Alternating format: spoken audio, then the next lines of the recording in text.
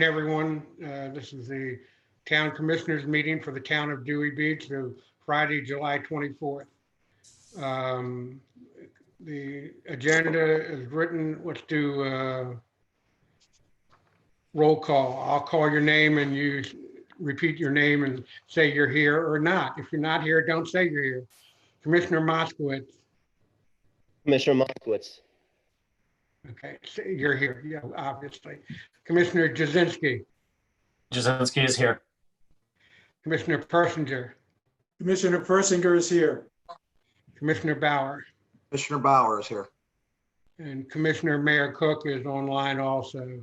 We also have our town attorney, Fred Townsend, town manager, Scott Koenig, and our town clerk, Ashley Hudson, online. All right, let's do the Pledge of Allegiance, if we would, please. We'll stand and I'll lead the Pledge of Allegiance. I pledge allegiance to the flag Of the United States of America, and to the republic for which it stands, one nation, under God, indivisible, with liberty and justice for all. Thank you all. Now we can all come back in focus here.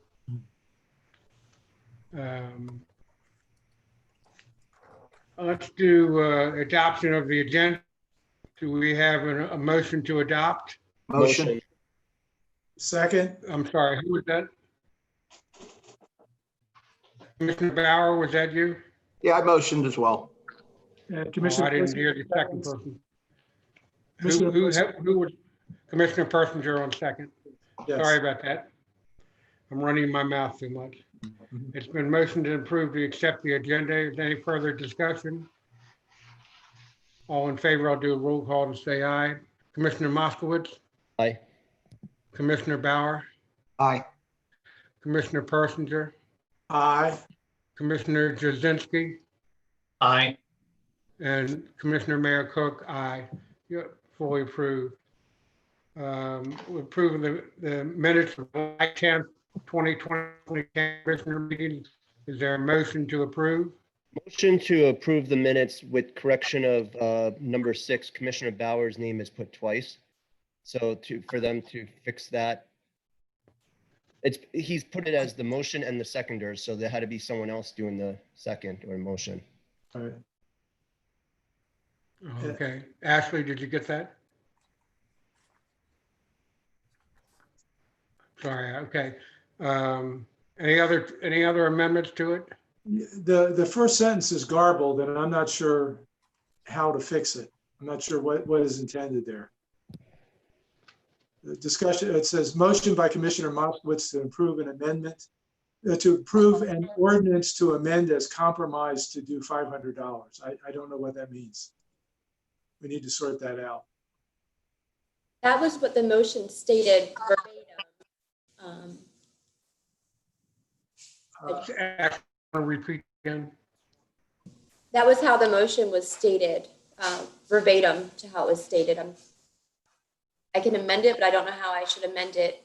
Well, I believe Commissioner Moskowitz wanted to amend his original motion, which was his original suggestion from $400 to $500. Is that right, Commissioner Moskowitz? Yeah, so you could put both the motions in, like you could put the first thing that I motioned and then the second just to combine it so then people can understand, follow.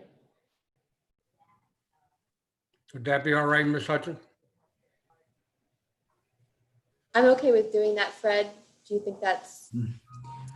Well, I thought, my recollection was we started the meeting with a reference to a compromise motion, which we probably don't need a reference to the word compromise. So could we, you know, that's an editorial term, or that's a term we don't need. Can we make the sentence, can we improve the sentence by deleting that and just indicating what the motion was? Thank you, Attorney Townsend. Commissioner Moskowitz get with the town clerk, Ms. Hudson, and solve we know exactly basically what the motion was supposed to be, and we know what's on the tape, so they can work it out if it's all right with everybody. Okay, Would that be all right, Attorney? Yeah, so we're going to vote to approve the minutes with the edit on the wording of that item, right? Yeah, Mhm. yes. Okay.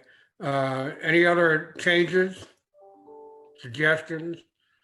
I'll call the roll in favor. Well, point of order, there needs to be I don't think there was a second. Oh, I'm sorry. Let's go back. Who made the motion to accept the minutes? I did. And I Will I you, thought, Ms. you're gonna amend it now to accept the minutes as amended, right? Yeah, but then Okay. just to have a second to my motion. Yeah, is there a second? I'll second it. okay. Commissioner Persinger, you seconded it? I think that was Commissioner Jazinski that did that. Yeah, that's fine. I second Commissioner Jazinski. Okay.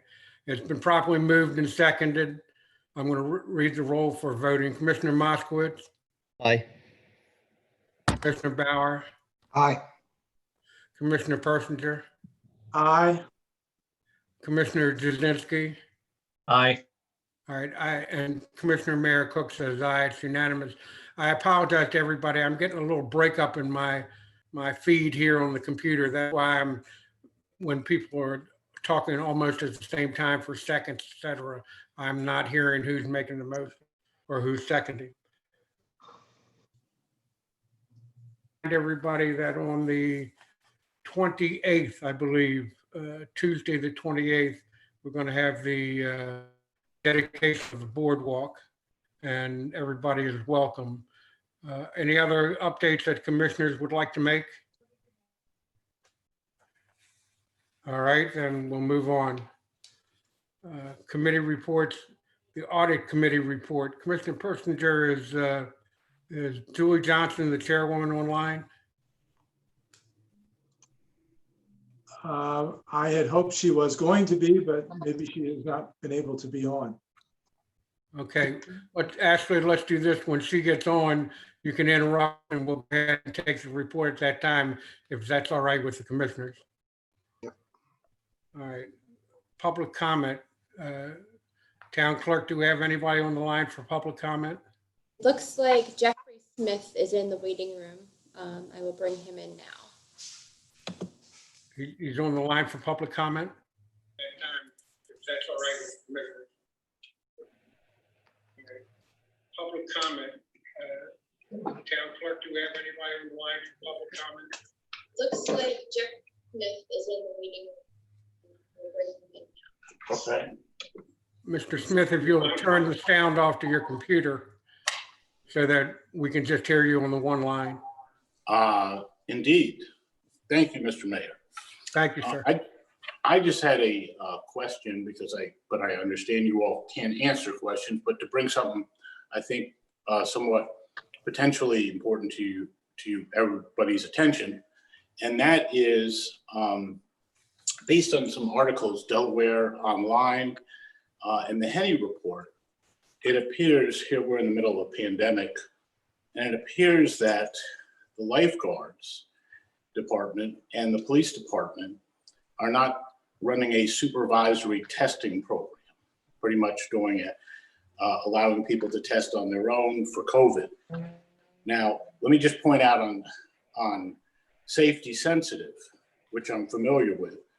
Safety sensitive, of course, employees are required to have testing programs. Some of them by their license and others. Lifeguards, according to the National Lifeguard Association, as well as general mandates in the CDC, are a high-risk category. So I want just to inquire whether or not that is being done and to have you all look into it. Again, understanding you can't answer, even if you wanted to now. But just one other point is that on that, how that came to my attention was there was in a Delaware Online article, it quoted a Mr. Todd Frickman as saying, "I won't tell you," to the reporter. "You're not going to get that from me," is what he said. I'm reading it verbatim. And he doesn't care what happens on their private business. Again, this isn't about the lifeguards. This is about the leadership of the lifeguards that is very much in question. Now, the police, he went on to mention, I guess, call the reporter back and say he's had 0 positives. Well, Rehoboth has approximately the same number of lifeguards, according to that article and others, 40 to 60. They've had 15 positives. Mr. Smith, you have 1 minute left. Thank you. They've quarantined, as Rehoboth has acted very responsibly. Chief Banks, they've quarantined those who have tested positive. So the lifeguard is very much the question how they could have 60 lifeguards and 0 positive tests. It's not mathematically impossible, but it's improbable. And it appears, without being conclusatory, that the testing program is being done as a don't test, don't tell, as it was characterized by the Trump administration. So we don't need that kind of attitude, I don't think, in Dewey, because that just is not just out of fashion, but it's really not healthy and not safe. So we want to be sure that the police are also testing, because as you know from the recent report, there were some disciplinary issues there. But so far, with all the other towns reporting positive, both the police and both the lifeguards of Dewey Beach have 0 positive, 0 reports, 0 quarantine. I'll leave it at that and let everybody else to come up with a potential solution, which is obviously to have the town run a testing program somehow. Thank you very much for your opportunity, for this opportunity. Mr. Smith, I thank you for your comments. I appreciate it. Sure thing. Ashley, is there anybody, Ms. Hudson, is there anybody else online? Okay. Mr. Smith was the only one on right now. Action discussion items. Number 1, we'll move on then.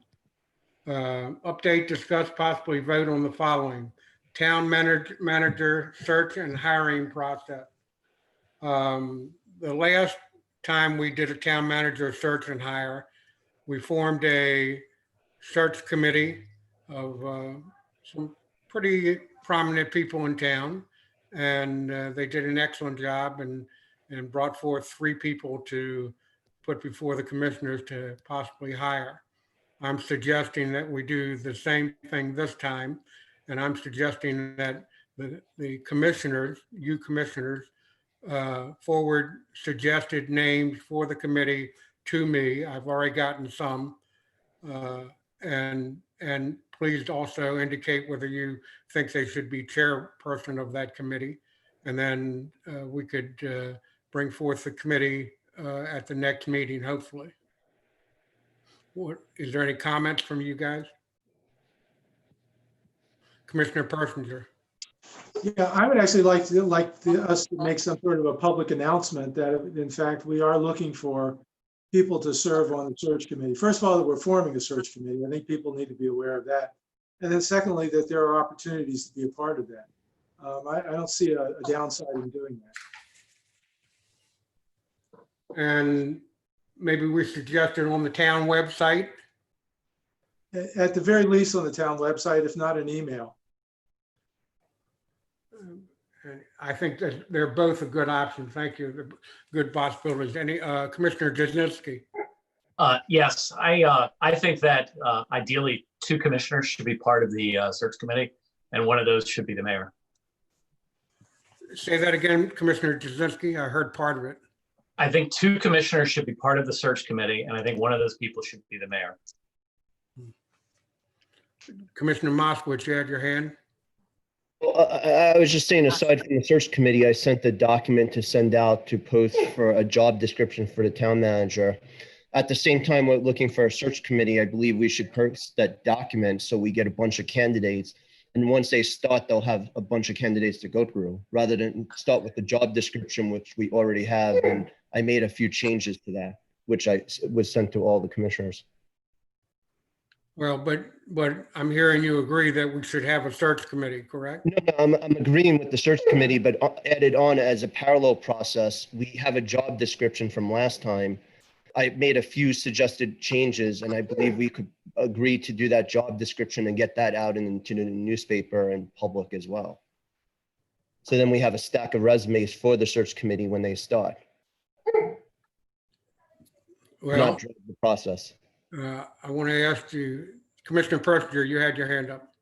Well, if we're just restricting our conversation right now to whether or not we have a search committee, I think we should do that. I tend to agree with Commissioner Moskowitz that we should go ahead and develop the ad however that should look, working from the one that we used the last time, and then get that out. So I agree it would be most efficient to have a stack of resumes that the search committee could go through once they are convened. But yeah, let's go ahead and get the search committee going, but let's put the word out there that we're doing it and there are positions available, and let's see what kind of responses we get back.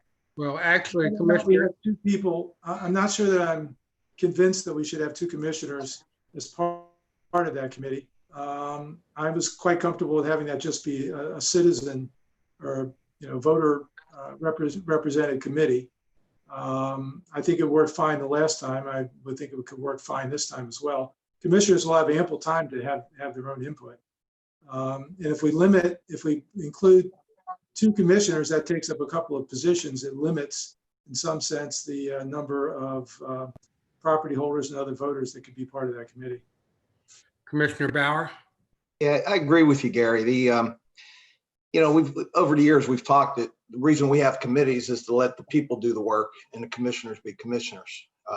We have the final say on who gets selected, but we don't want to hijack any or be participatory in what the committee does, and we don't do that with any other committee. So I don't know why we'd want to do it on this one. I mean, we could all be on budget and finance and audit and everything else, but we stay out of those and we stay as commissioners. Well, I would like to make some comments here. Number one, Commissioner Persinger, you said we were just on since we were just talking about the search committee, and that was my mistake. The initial part is town manager search and hiring process. So that actually it's the general process of how we're going to do it. In other words, hire an interim manager, form a search committee, maybe or maybe not have a liaison to that committee, maybe or maybe not have the mayor involved with that committee. And then in general from there, where do we go with,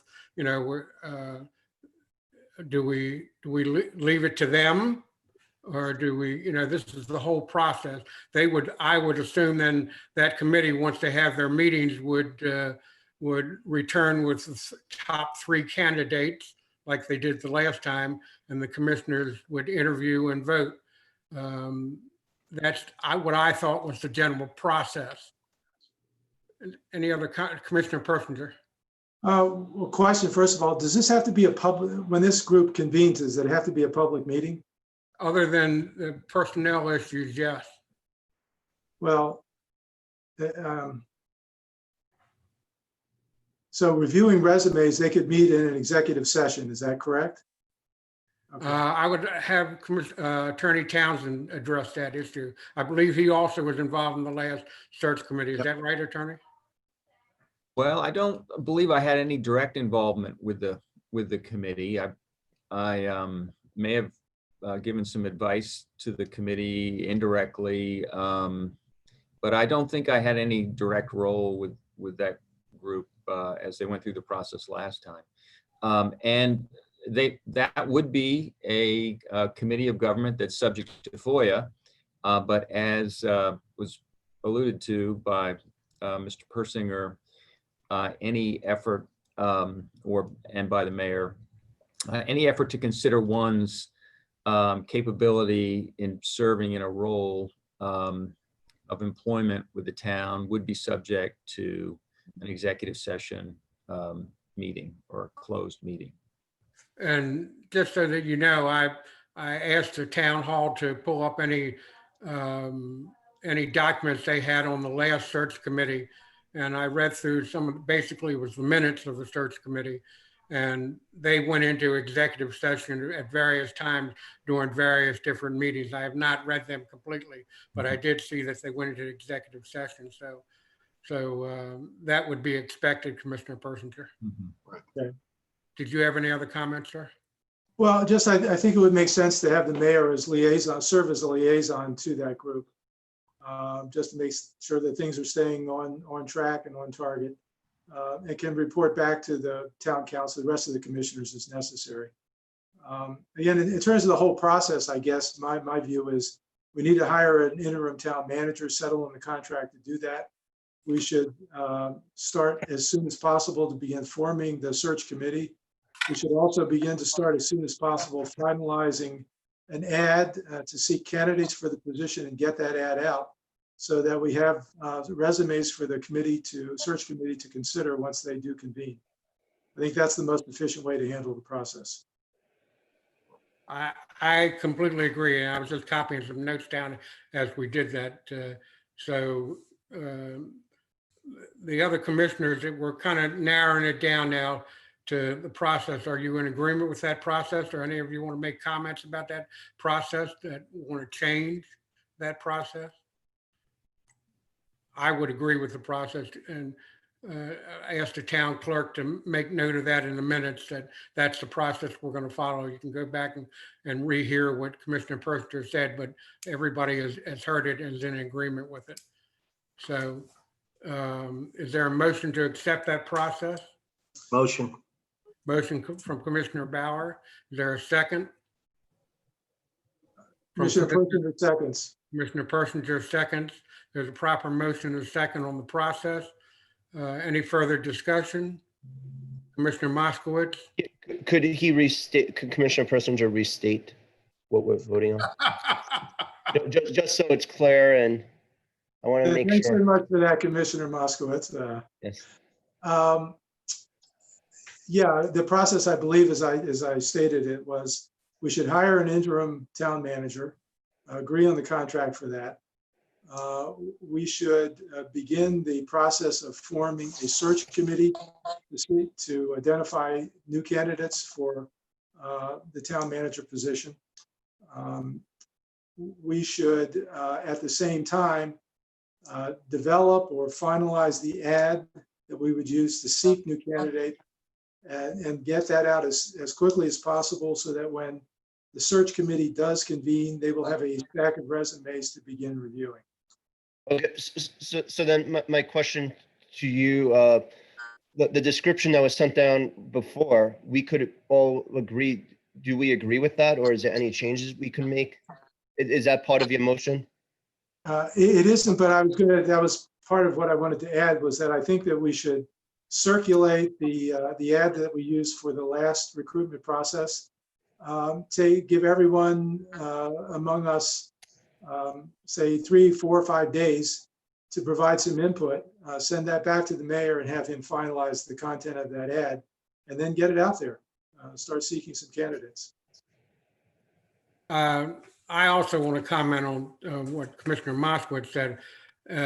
Commissioner, I praised you for what you put out today. It took a little bit of time and effort to find it and work it out, but I don't think that should be part of this vote.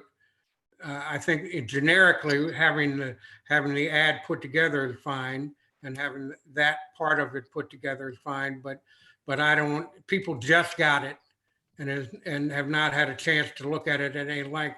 So I wouldn't want it to be part of this vote process, if you don't mind.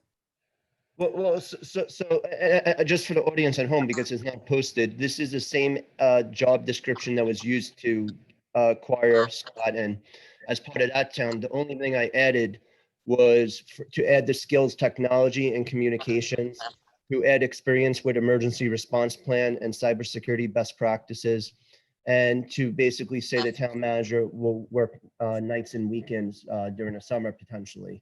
It was very small changes which the commissioners got, so I just wanted to put out there because it wasn't posted on the web what it looks like and what we're talking about.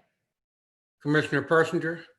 My suggestion was, and I would be comfortable including this in the motion, is to give us, say, 5 working days to develop whatever input we would like to individually to that ad as a basis, and then send that input to you, and you could then combine whatever input you get into the final ad.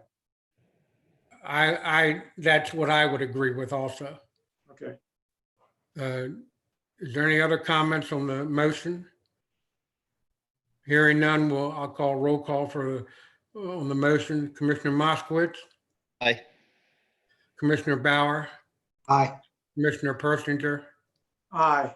Commissioner Jazinski, Aye. Commissioner Mayor Cook, I vote aye.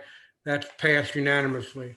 The next item is hiring an interim town manager per town charter section 16J.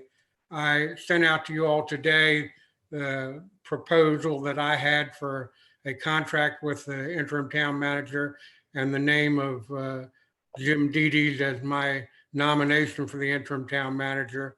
What I did with that proposal of the contract, I basically did what Commissioner Moskowitz said that he did with his version of the job description. I took the other contracts that we had for previous interim town managers, combined them, added some thoughts of my own, and sent them out to you for suggestions. So I'm nominating Jim Dedes as the interim town manager to start when the town manager leaves. I'll second that. Commissioner Bauer, you're second that nomination. Commissioner Moskowitz, you have a comment? Yeah, so there's going to be somewhat of a cost savings, and the biggest pain point in town is having that extra half maintenance person. We have beach mats, which people love, but right now, talking about the interim town manager now. yeah. So no, let me just finish. It's going to lead to that in 30. So we have the beach mats, which people love, but if you looked at the Facebook today and the internet, you have kids who are helping to clean the sand off it and stuff, and you have weeds that need to be cut. We're getting a lot of complaints. So I would ask, we're going to hire Jim and it's going to save the town some money. Can we use that money to get a half a maintenance person for the next 2-3 months? I think that would be great. I have to say you're out of order. That's not part of this discussion. We're talking about hiring an interim town manager, not what we're going to do with the money we save. With the debts we have, I worry about spending the money we save. Is there any other comments? Commissioner Persinger. I guess my preference would be, I realize this is the type of contract that's been used in the past, but I guess my preference would be to simplify it to the extent possible and basically refer to, let's see, I think the key bullet here is that the acting town manager shall perform all duties and responsibilities normally assigned to the position of town manager. That's correct. There are several other bullets that follow that are simply duplicative of the duties that are assigned to the town manager. I just wonder if it's necessary to put all of that in there.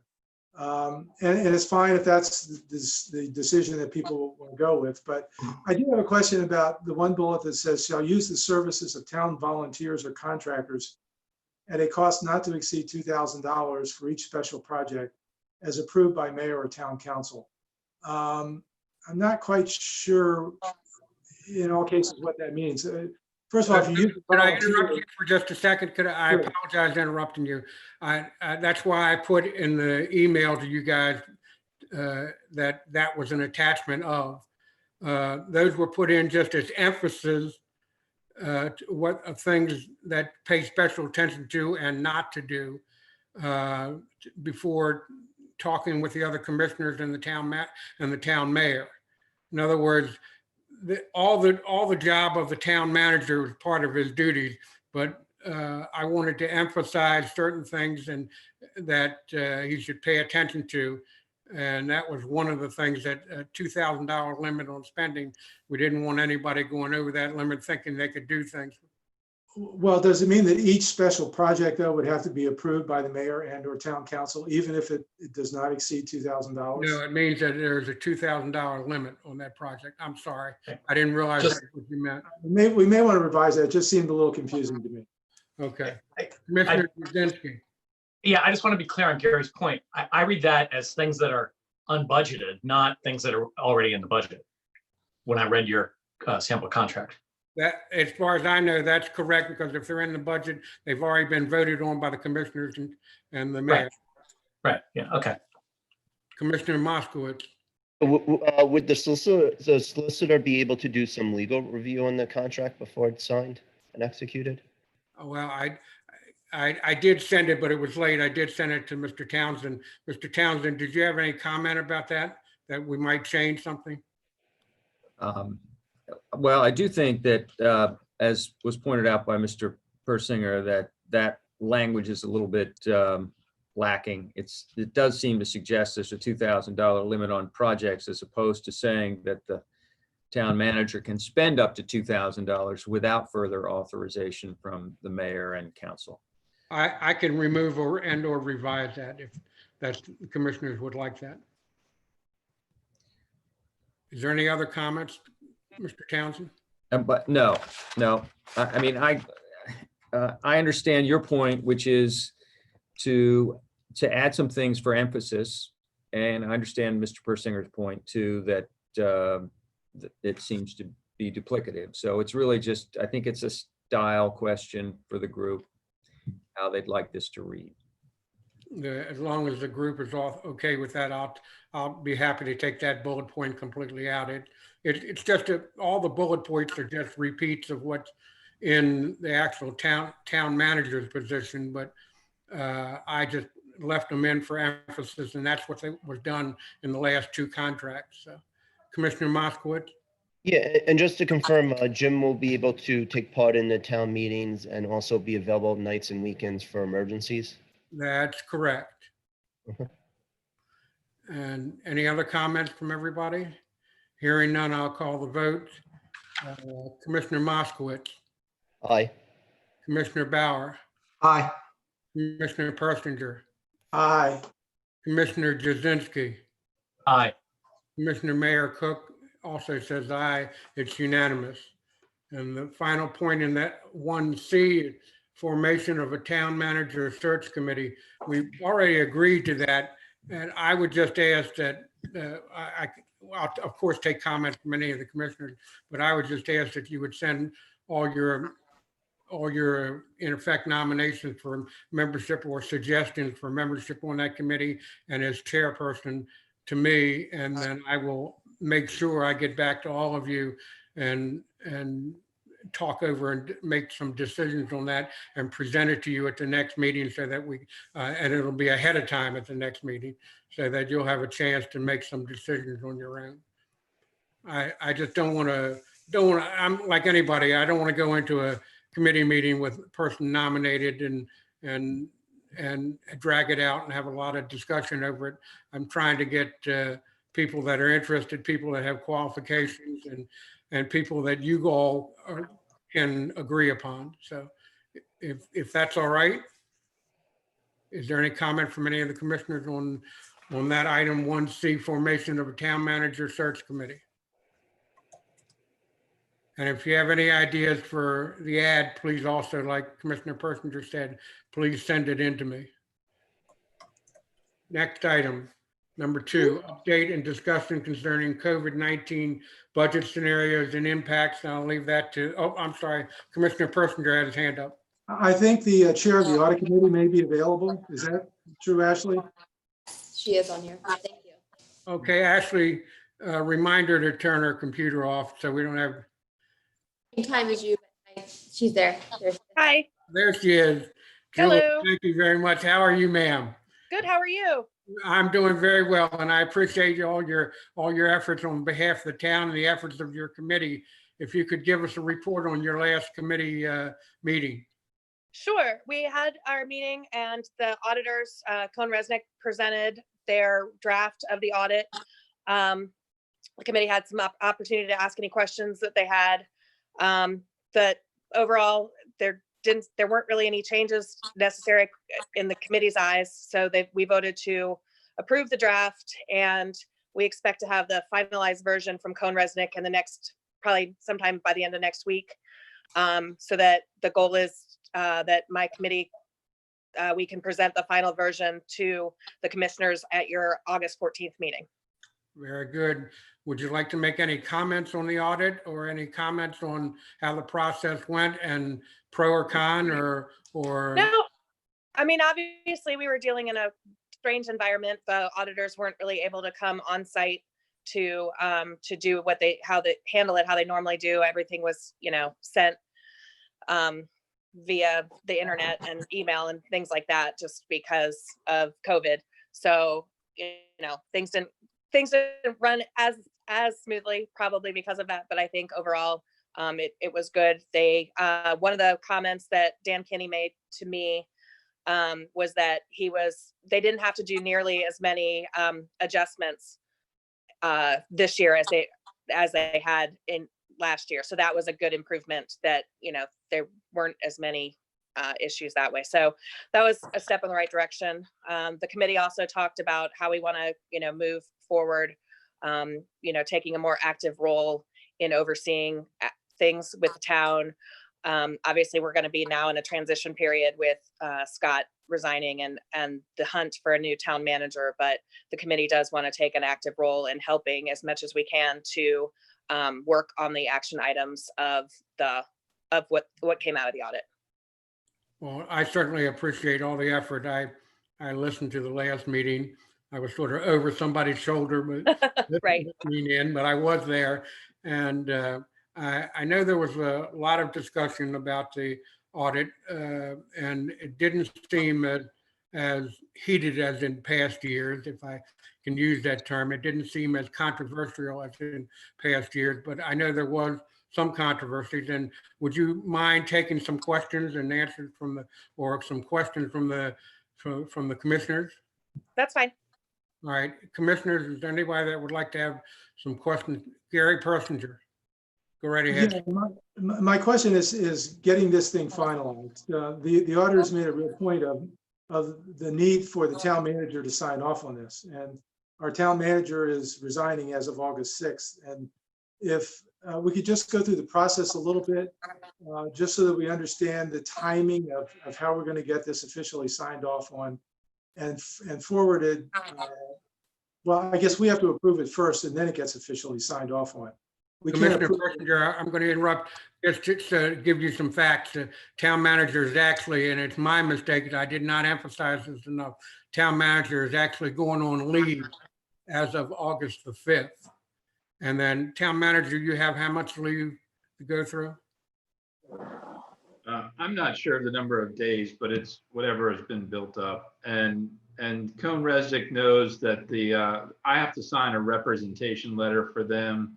They were wrapping up a couple of representation letters with the attorneys that have worked for us.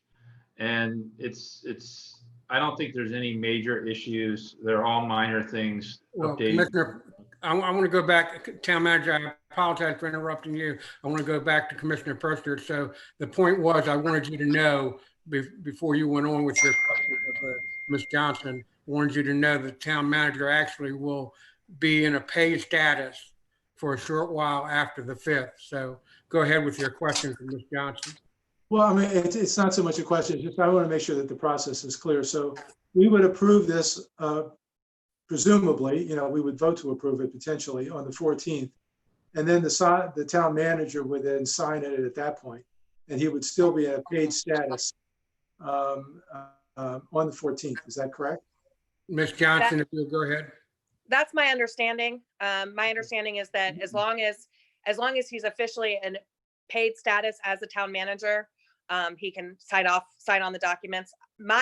Maybe I was confused, and I will make sure to clarify this with Cone Resnick and Mr. Kinney. I was under the impression that whatever that the town manager needed to sign off on would actually be done prior to the commissioners meeting on the 14th. But I will clarify that, and I will let the commissioners know if there are any issues. Okay, thank you. Any other questions, Commissioner Moskowitz? Yeah, no, I mean, I went back and forth on it, but this is about what happened last year, not this year. So Scott would be the best person to sign off on it. And I mean, I have no issues if he signs off at some point before the town meeting, because he's basically saying what's stated is true. So, I mean, I just think have him sign off even before the August 14th meeting, and then we can vote on it. need be. And like I said, that was my understanding from Mr. Kinney, but I will clarify. And if, as I said, if there are any issues, I'll let everybody know. Okay. Are there any other questions from the commissioners to Ms. Johnson? Any other questions from the town attorney or the town manager? Hearing none. Ms. Johnson, thank you. Oh, I'm sorry. You Commissioner have, Bauer. Commissioner Bauer. I just wanted to say thank you to Julie and her team there. You guys did an excellent job. Thank you. Thank you, Commissioner. And I agree, Ms. Johnson. I want to tell you how impressed I was with the way you kept things in line. So thank you very much. It's oftentimes hard to keep an audit committee in line at the very end. So Yeah, you've been through that process a few times now. I have, and I have a good team around me, so that's helpful. Very good. Thank you very much. Any other comments? Thank you, Ms. Johnson. We appreciate it. Thank you. Everyone have a great weekend. You too. Thank you. Okay. And we now go back to update this item number 2, update and discussion regarding COVID-19 budget scenarios and impact. Town manager, please. Thank you, Mayor Cook. The worksheet that we've been working off of for the various scenarios were sent out. I think it was sent out late yesterday and was uploaded to the website. And it generally includes revenues received as of yesterday. And those are cash receipts that are in the bank accounts already. And then on the expenditure side, it's based on a review of spending month to date. So from a revenue standpoint, we're doing fairly well so far this year with transfer tax. We're still tracking slightly higher than we were in years past. Accommodations tax is tracking slightly higher at this time of year than years past. As I said before, I think some of that is because people paid late from last year, and we don't book this stuff backwards. The beach concession contract, the vendor actually made 2 payments in the month of July. The contract leads you to believe that it would be a payment June 15th and then another payment in July. The practice has been that we receive a payment on July 1st and then we get another payment in July. So he is on track with those payments. Rental licenses are tracking decent so far this year, but there is a large amount of rental license that comes in like month 11 and 12 of the fiscal year, which is February and March. So we won't realize that full revenue stream until the end of the budget year. Under seasonal parking passes, we've reached about 86.1% of the projected revenue. What we're seeing is the number of permits that have been issued at $150. These are property owner permits, have been slightly higher than we anticipated. We were budgeting in the neighborhood of 800. We've sold a little over 900 right now in that category of sales. And we still expect to receive some more revenue, but it's likely that we'll end up between the 87% and 90%. At least that would be the projection right at the moment that I'd be comfortable saying. Under daily parking and parking meters, these numbers reflect cash in the bank. There's probably another $95,000 roughly in these categories, the combined categories that are associated with Park Mobile. That $90,000+ won't be realized until about the 10th of August because that's how the revenue is booked. The beach fire permits have been strong. Building permits are relatively where we expect them to be right now. We have been talking to a number of different properties that have plans in progress that we expect will pull permits at some point later in the year or early next year for various houses and modifications to housing units. Dog licenses are doing decent. Parking ticketing is down where it has been from years past, partially because we have fewer people writing tickets.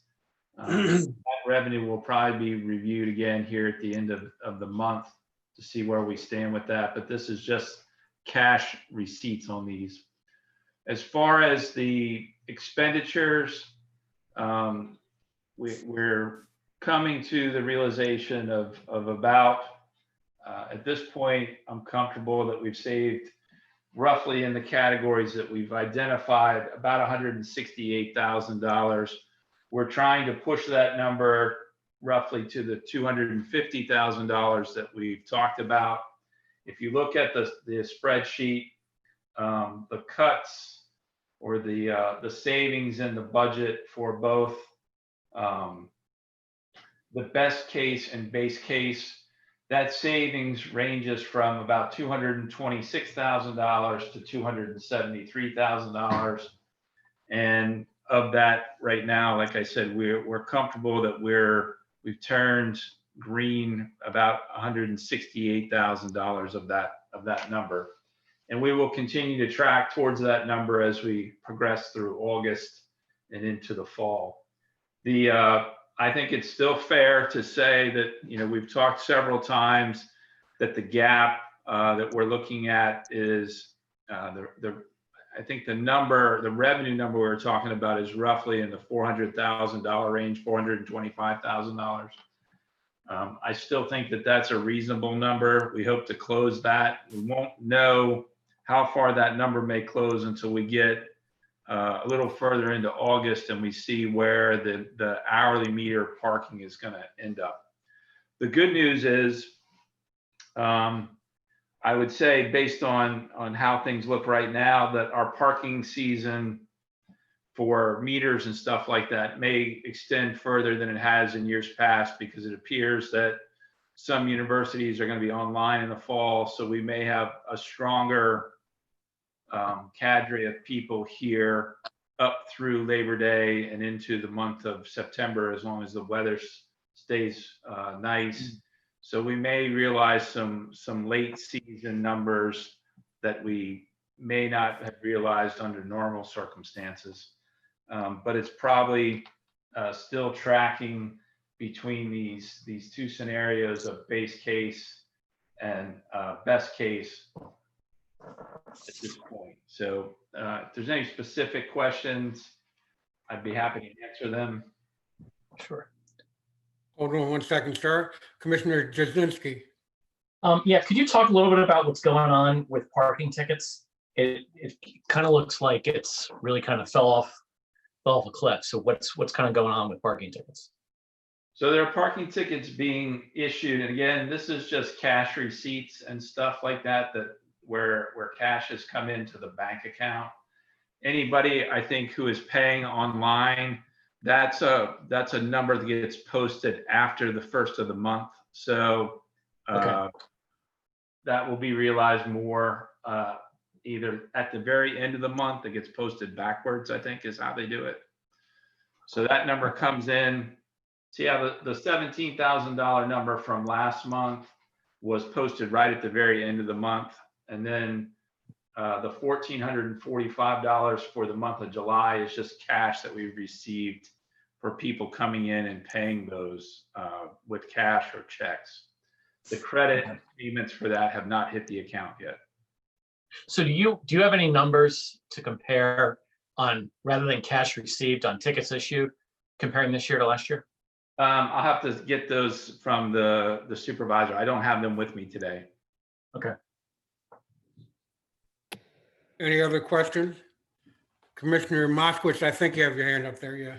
Yeah, I'm still very concerned with the budget, because a big amount is coming in is accommodations tax, which we're not going to know till October.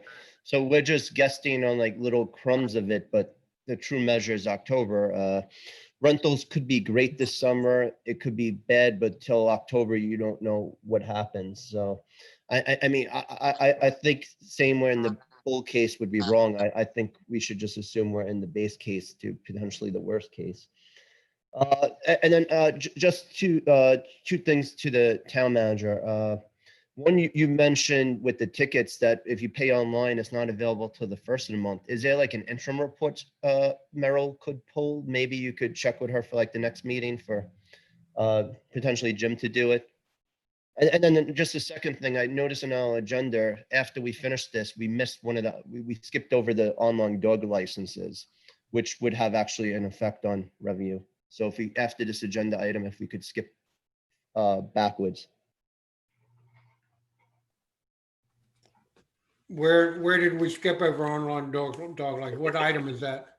It was announcements you had it, because when the audit chair was late, you. Ah, very good. Very good point, sir. Thank you very much.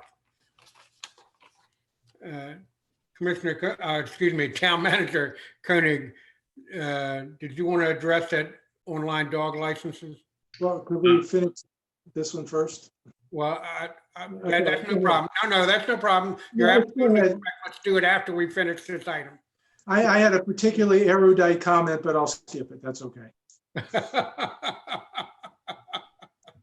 Let's finish this item first. Commissioner Persner is absolutely correct. No, it's fine. It's fine.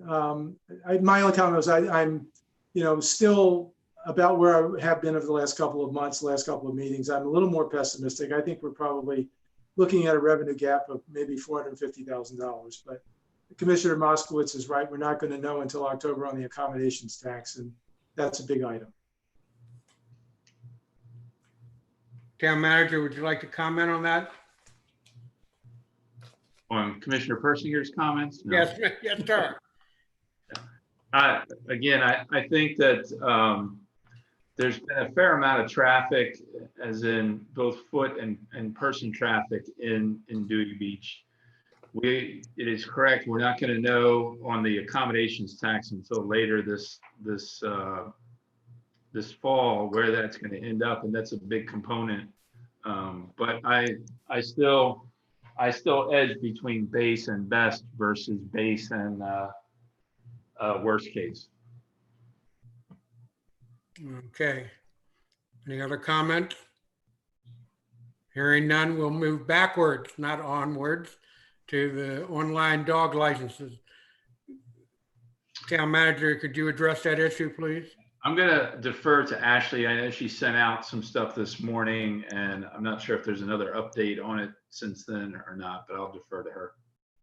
So our website does have the capability to put the licensing on, and Authorize.net is the merchant that we would use who would link directly to Fulton Bank.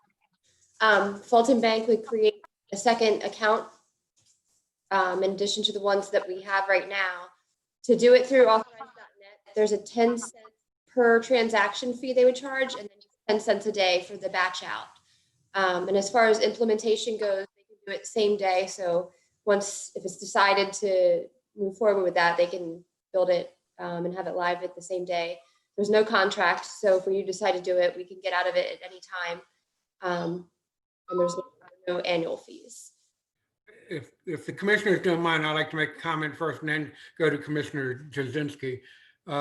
This is just one of the many pay services out there that online pay services that are available. Is that right, or am I wrong on that? Lord knows I'm a dinosaur, so you have to educate me on it. Ms. Hudson. A lot of it's used by a lot of businesses to handle the customer end of the website, and then they link directly to our bank.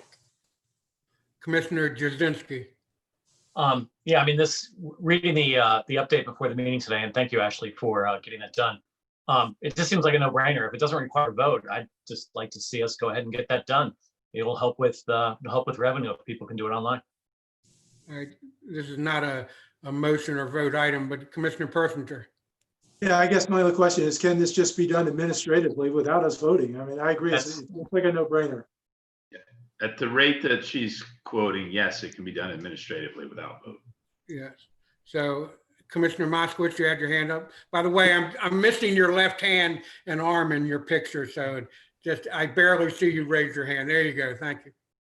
Yeah, no, I believe it's a no-brainer, but I also believe it might, what Authorized Net was referring to is it might be merchant fees based on our existing contract. So for instance, if you use a Visa or MasterCard, there's usually a standard 2.5% fee, or 2.4%, whatever, which every merchant gets charged. So there's probably a small fee in the back end from our master contract. But I mean, other than that small detail, I think it's a great thing. And it's just, if we can have enforcement, whether it's code enforcement or the lifeguards, go to people on the beach and say, you need a dog license. And instead of saying, well, you need to go Monday to Friday, 9 to 4 or 9 to 5, they can just say, well, go on your phone and you can buy it right here and show me. It makes everything much easier. Commissioner Bauer, did I see your hand up? No, just scratching your nose, huh? Hope you got your microphone off, sir. No, I said, this is an administrative function, so Thank you, very good. And then we'll move on with that if that's all right with everybody. Yes, thank you. I do have, just to Commissioner Moskowitz, one comment about the merchant fees. They said that if, since they would be a payment gateway only, our bank is our actual merchant, so we wouldn't be charged an additional fee other than the 10 cents per transaction. Okay, thank you. The next item number 3, discuss and possibly vote to authorize the town solicitor to prepare an ordinance related to updates/changes to chapter 167, taxation, article 2, beach assessment tax. Town manager. Thank you, Commissioner, or Mayor, sorry, Mayor and Commissioner Cook. This is just a follow-up from the last meeting. Commissioner Bauer had asked for roughly 10 years of look back on this issue. We sent that out to the commissioners, and for like the last 3 or 4 years, there's been no administrative fees or any other charges to this account. It has only been the beach cleaning expenses that have been charged, but there was a history at various points of charging. In some cases, it was a fixed administrative fee. In other cases, it may have been a slightly variable administrative fee. And then there was a time where it appeared that they were charging some trash expenses to the account. The town manager's request, and this request may fade by the wayside after this meeting, I don't know, is that the commissioners continue to consider expanding the definition of this targeted tax to really look at it as a beach assessment tax, not a beach replenishment tax, and to use that millage that's collected to enhance in both maintenance wise and long-term wise the beach. And so I'm still advocating for the minor change, or what I consider to be minor change, what others may not consider to be minor, to include the bay and ocean beach, dune replacement, repair, maintenance, safety, security, sanitation, and administrative expenses. And these would be relatively, I would say, easy changes to make to the ordinance. They would have an impact. Currently, the revenue received per year is in roughly the $190,000 range.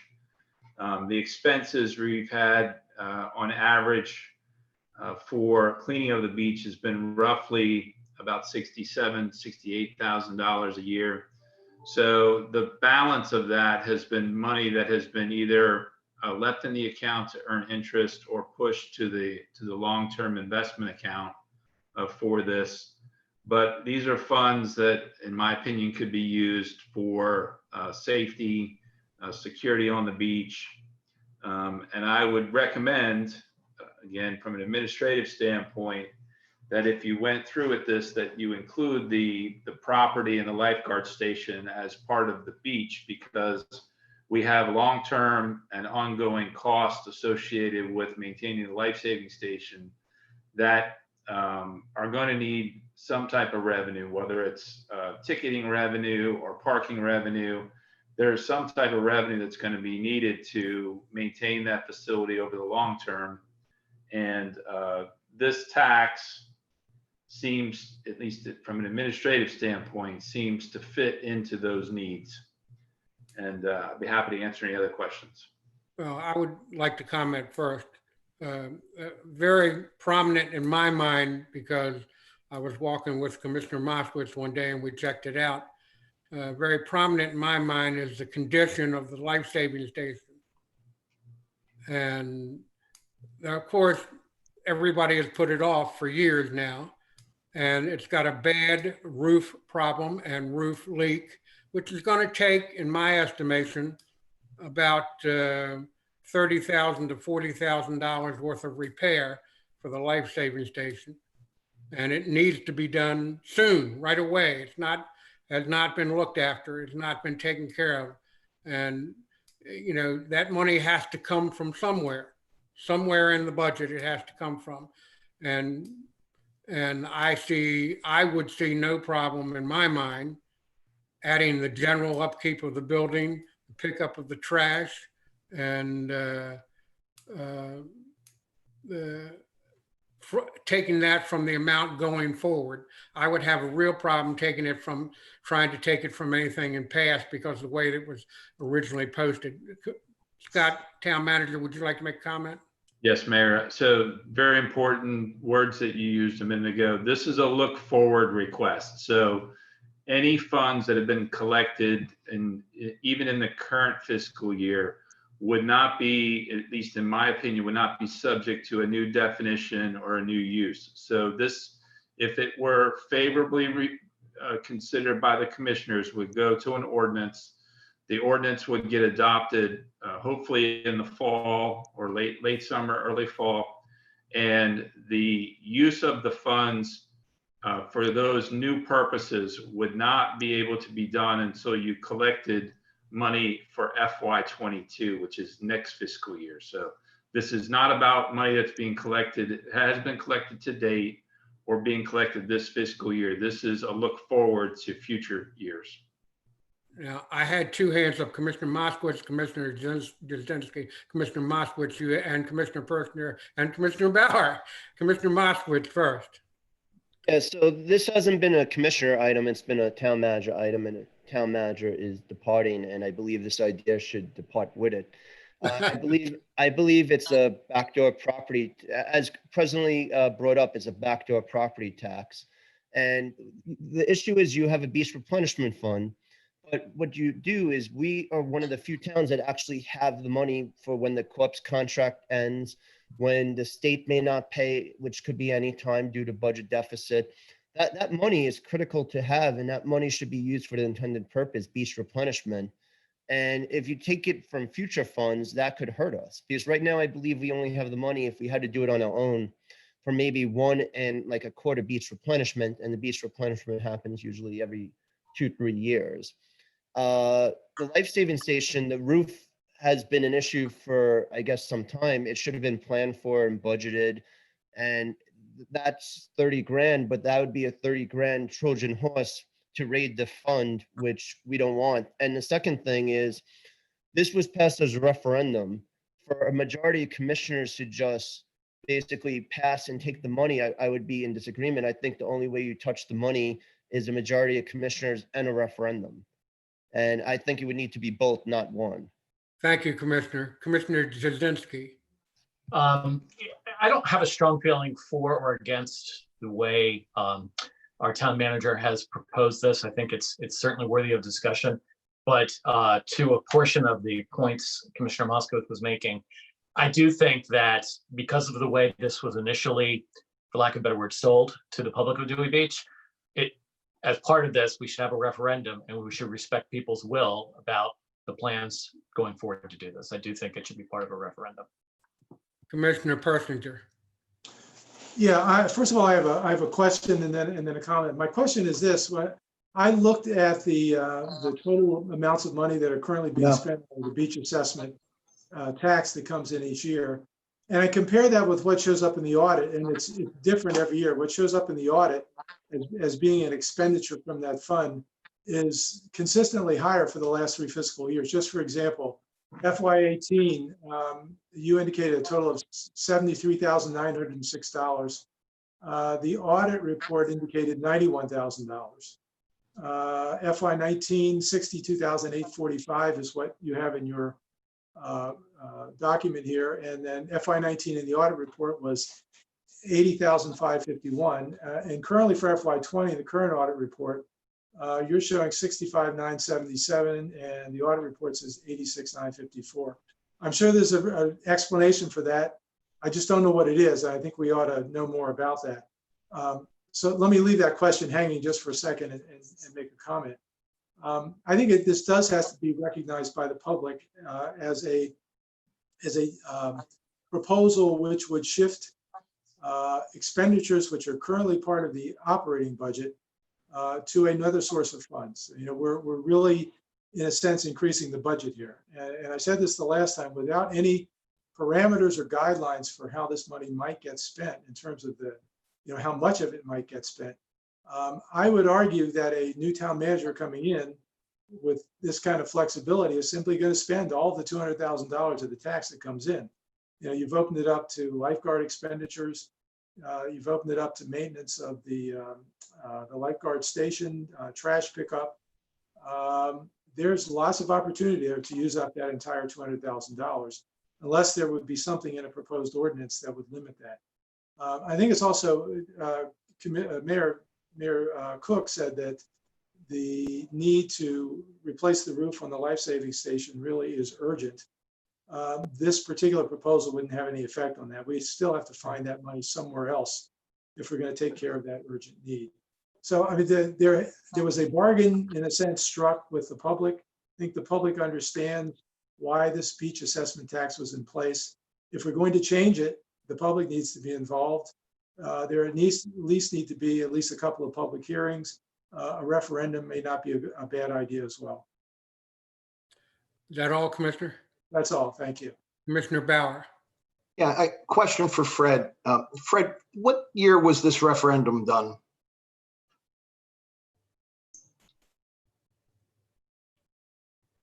So takes me a few seconds to unmute myself to tell you I don't know what year the referendum was done.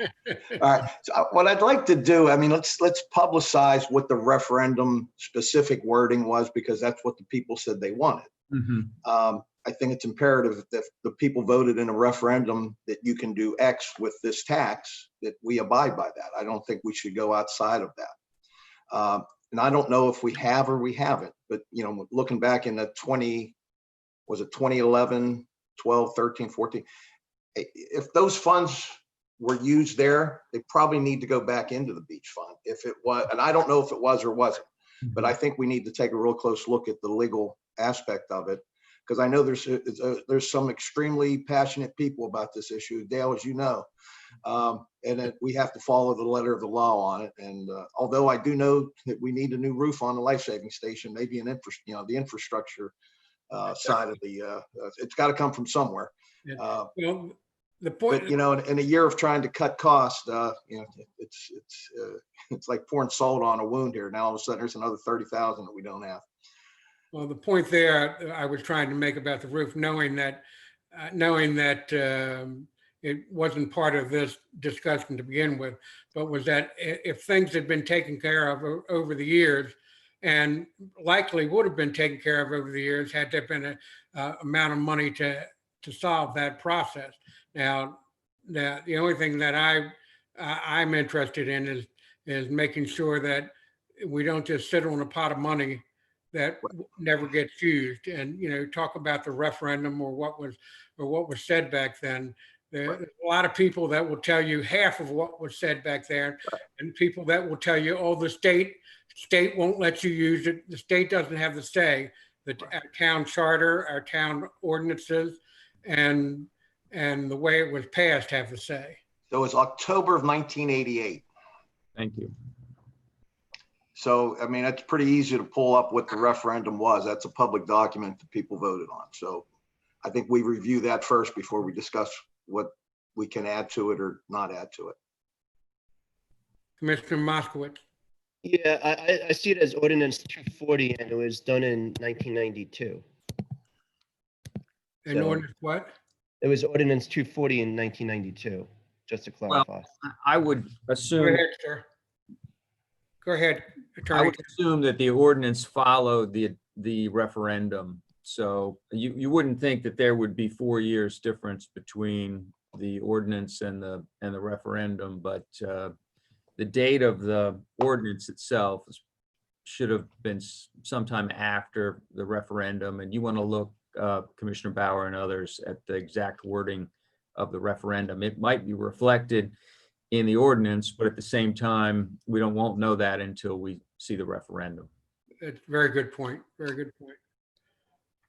Commissioner Persinger. Yeah, I mean, the referendum clearly was a long time ago, and we don't have to, if we want to make a change here, we don't have to do a referendum as I read this. It still may be a good idea, but I think you could begin by just beginning to collect some public input on what their thoughts are about the potential for making these changes and incorporating some additional expenditures. I have not really heard, I've heard from very few people on this subject, and I think I would certainly like to hear from a lot more people what their thoughts are about utilizing funds this way. I also want to come back to the question I raised, and this is not meant to be finger pointing in any sense. I just don't understand why there's a discrepancy between what shows up in the audit and what the town manager comes up with as a total when he goes back and looks at the books. Well, I have two questions. One, or two statements. Town manager, if you would address that, not this moment, but if you would address that offline with the commissioner and maybe send an email to all the commissioners about what you found about that. And number two, town attorney, I think what we're hearing is we want more information on the actual background of the referendum and the subsequent ordinances that were passed because of that. And if the commissioners agree, I would go with tasking you, not with writing an ordinance, but coming up with all this significant history and background on this so that you might be able to explain to us what can and can't be done. Is that all right, commissioners? If anybody has any problem with that, or both those items. So is it all right then if we move on to the next item? And I just dropped my papers and the pen, so. That would be item number 4, discuss and possibly vote to approve an ordinance to amend the fee for conditional use application submitted by in-town businesses. And Commissioner Moskowitz, this was your item that you originally brought up because of a town manager thought. If you go ahead and you want to comment.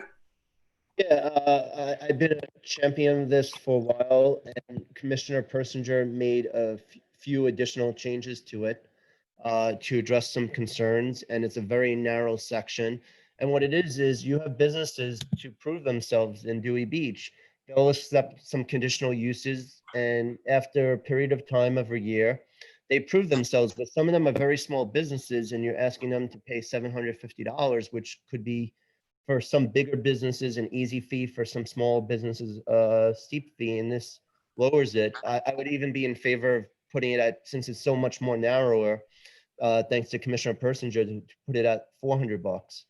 And this is basically it's basically letting the business establishment come to the town commissioners and saying, can you amend this? And Dewey Beer Company is a great example. They opened at 11. They did great things and neighbors were happy. And then they said, can we go to a later time? And the commissioners approved it to 1. It was a quick town meeting just like this. And $400 seems to be a considerable sum, but I would defer to Commissioner Persinger to continue my train of thoughts. Commissioner Persinger has been referred to you for. Yeah, but part of my objection to the way this amendment was drafted for the last meeting for discussion was that it was simply too broad, that anytime anybody wanted to amend their conditional use approval, they could get a reduced fee for that. And you could be talking about an amendment that would really require a very substantive process to approve, including planning and zoning and hearings, public hearings. And it did not seem to be warranted to reduce the fee for every amendment to a conditional use approval. So the idea here was to restrict it. Under section 185-40 of the code, commissioners have the ability to impose additional special requirements or restrictions as part of a conditional approval. And in one case, it could be a limited closing time. And, instead of closing at 1 o'clock, they may be required to close at 11 o'clock. It could have something to do with closing doors at a certain hour to reduce noise level, or concerns about trash disposal for a particular property, or odors that might be generated by the nature of the business that is conducted in that particular property. But these would be special requirements that conditioners could impose to protect the public health, safety, and welfare. And so the idea here is that if a business owner is subject to one of these special requirements, they could come back to the town after a period of 12 months, and for a reduced fee, ask that that requirement or those requirements be reduced or be eliminated. I would agree, I think, because this would be a simplified process, that you should be able to do that for a fee of less than $500. I would go back to the $400 that was originally proposed. So that's my explanation, my background on what I've tried to do here. Thank you, Commissioner. Commissioner Moskowitz, you have your hand up. Yeah, and just to get the things rolling, I would like to motion to approve the ordinance to change the conditional use fee as amended by Commissioner Persinger and $400. You motion to approve the ordinance with an amendment of 400 rather than 500. Weren't you the person that changed it from 400 to 500 the last time? But it was a much more wider scope, but now it's a much more narrower scope. So I feel 400 is the right amount, because we want to make so that businesses come to us and we work with them. And I think it's a very narrow scope. So 400 would be something reasonable. I would ask you that I don't quite understand, and this is an honest question. I don't understand what was so wide about it last time that is narrow about it now. We put in extra language as written. I'm sorry, say that again, sir. It has to apply to section 185-40. It's based on special conditions. And if you can get a second, if someone will second it, then Commissioner Persinger can go I further. will second the motion for discussion. And Commissioner Persinger, you had your hand up for discussion. Yeah, I did. Are you recognizing the second, first of all? Yes, you did. I'm sorry, you did second the motion.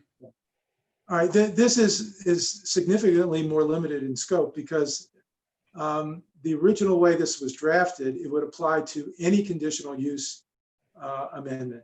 So that if you want to rearrange the seating within your business establishment, or if you want to completely gut the inside of your business establishment and come up with a new floor plan for how you plan to serve customers, you'd have to come back to the conditional use approval process. But you shouldn't be able to do that for a reduced fee.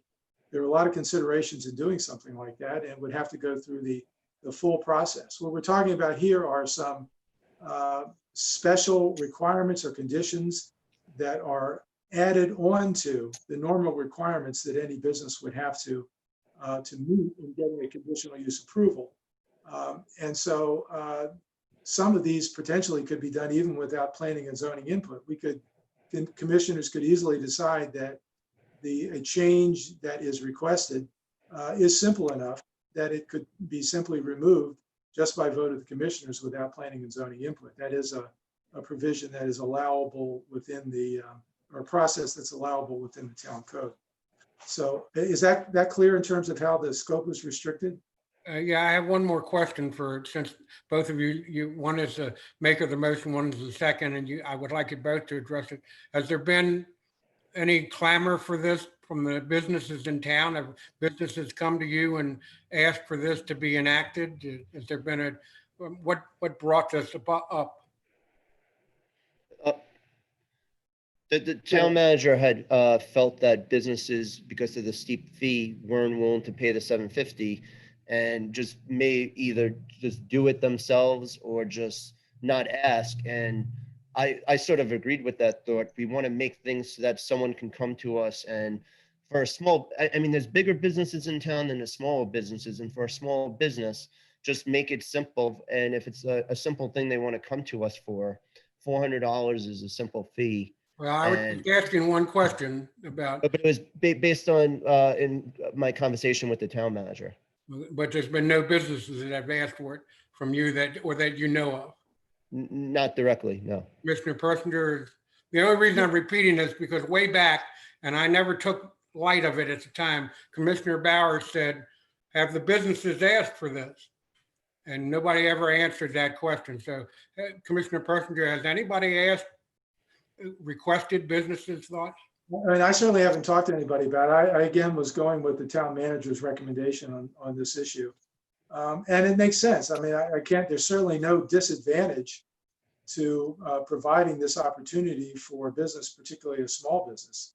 And I think there's no real loss of significant loss of revenue for the town. It's again, just to make something a bit easier for businesses to operate in the town of Dewey Beach. Town Manager Koenig, has anybody been requesting it of you? There are two businesses that I have talked to in the past about this. One is no longer. You don't have to name them, you know. I'm just saying that there's been two. One is no longer in business. That business has changed hands. The other is still in business, and I would expect we'll probably take advantage of this opportunity. Is there any other comments from any of the commissioners? Commissioner Bauer. Yeah, it's been a tough year for businesses. Anybody that's going to try to reformat their business in any way, I tend to agree. We need to make it easier. 700 seems like a big number for a small business owner to pay just to apply for it. Doesn't mean you're going to get it. That's just your application fee. But I do think that the application fee should be sort of reflective of how much work we're putting in to get there as well. So I'm in favor of lowering it. I'm still trying to understand the wide and the narrow part that David said before, because it was 500 and it's 400, and I'm not sure where all these numbers are coming from. But what's our cost? It should be somewhat reflective of the work we have to put in. Because we don't want people coming to us weekly on this either. Attorney Townsend, you had your hand up. I just wanted to point out that I can tell you that the county charges $500 across the board. So that subject may have been referenced early on in the process. I don't recall, but I can tell you that that's what the county's fee for a conditional use permit or modification of a permit is. And that I will also add that I think that Mr. Persinger's suggestions read very well, work very well, and do draw a distinction between a major departure from an approved conditional use versus a second bite at the apple regarding a expressed special requirement that exists in a current permit. So for that, I can say I can endorse the changes as written. I think they accomplish what some of the group have expressed as a needed distinction between two different types of application. Well, if there's no other comment, then I guess I should call the vote on this ordinance, on this amended ordinance. So on the motion, right, which is $400. That's correct. That's correct. Commissioner Moskowitz. How do you Aye. vote? Aye. Vote? Okay. Commissioner Bauer. Aye. Commissioner Persinger. Aye. Commissioner Jazinski. Aye.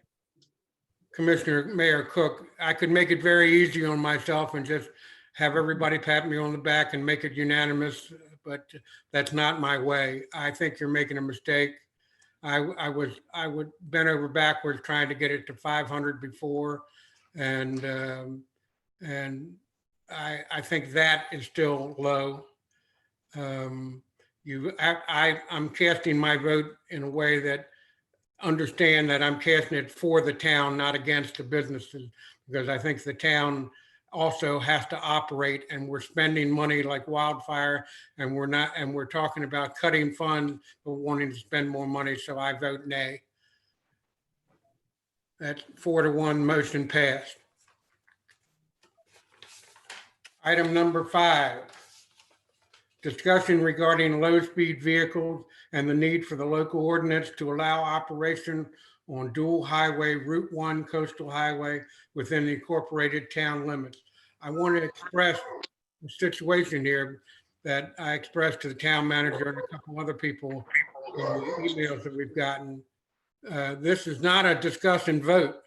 This is not going to get an ordinance passed in this vote, in this discussion. This is strictly a discussion item, and I don't think the person who requested this, the business, understood that. So, town manager, if you'll give your summary of this.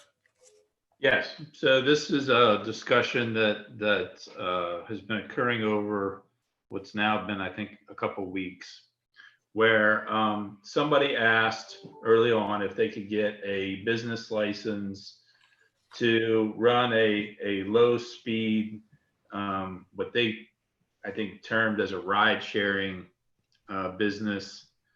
And there was nothing in our code that appeared to prevent it. The low speed vehicles have to be registered with the Department of Motor Vehicles. And they subsequently did that. And they purchased a business license for $109 to conduct business as an entity in Dewey Beach. The way it was discussed was they would pick people up and drop them off, and they would be operating as a vehicle on the roadway. And so they were issued a business license. Unbeknownst to me, there is a caveat somewhere in the DelDOT code or the Division of Motor Vehicle literature that has some information regarding low-speed vehicles and the need to have a local ordinance that would allow these vehicles to traverse a dual lane highway in the parallel direction. So as I understand it, these types of vehicles can cross a dual lane highway in a perpendicular fashion without needing a local ordinance. But for them to traverse the travel lane, which is the lane that they would be required to drive in because they're actually a motorized vehicle, you would need a local ordinance. And you also have to meet the code requirement of a speed limit of 35 miles an hour per less. So Route 1 through Dewey Beach is posted currently at 30 miles per hour. There has been some discussion with Department of Transportation and others to potentially lower that to 25 miles an hour to improve the pedestrian environment and to encourage people to slow down and recognize the amount of pedestrians and bikes and other things that we have in the right of way in Dewey Beach. And so that kind of brings us to the issue of really what is the commissioner's preference. And I don't think it's purely, at least in my mind, it's not related to this one business. It is a conceptual issue as to whether the commissioners would favor adopting a local ordinance to allow these vehicles, whether they're a business, whether they're owned by a private person, to traverse the Route 1 corridor in Dewey Beach as a matter of policy. So these vehicles, like I said, we struggle with the vehicle environment. In Dewey Beach, we have everything from tractor trailers to scooters to people using rickshaws in the right of way. We have a very wide variety of vehicle traffic and pedestrian traffic. And it seems as though to me that this is a reasonable discussion to have for our town. They're very efficient, they're green energy oriented. And I think it's a discussion that we should have in concept, in addition to this business, but in just the general concept. If we had residents who wanted these types of vehicles, they would be prevented right now from going from Dickinson over to Van Dyke or Dickinson to Collins, because they would have to traverse Route 1, and that would be prohibited under the current DMV code. Is that it, sir? That's all I have for right now. Yeah, I just want to make a comment that personally, I don't think there would be any problem with it. Although we're not voting on an ordinance at this time, unless I was convinced otherwise, I probably would vote for an ordinance to allow them to traverse the highway or to drive on the highway. I don't know. I see your hands. Thank you. I don't know. I don't know what we would have to do, and I would ask our town attorney if. That's all right. I would ask the town attorney after we finish discussing here, if it's the voice of the commissioners, to go ahead and look up and see what needs to be done and possibly write an ordinance. But Commissioner Jazinski, you had your hand up. Just Ashley, did you know if the gentleman who precipitated this whole thing, I can't remember his name, I think it's Mr. DeBeck or something like that. Did he want to join and kind of explain what he's trying to do? I don't know if he's going to wanting to See do in the that. waiting room?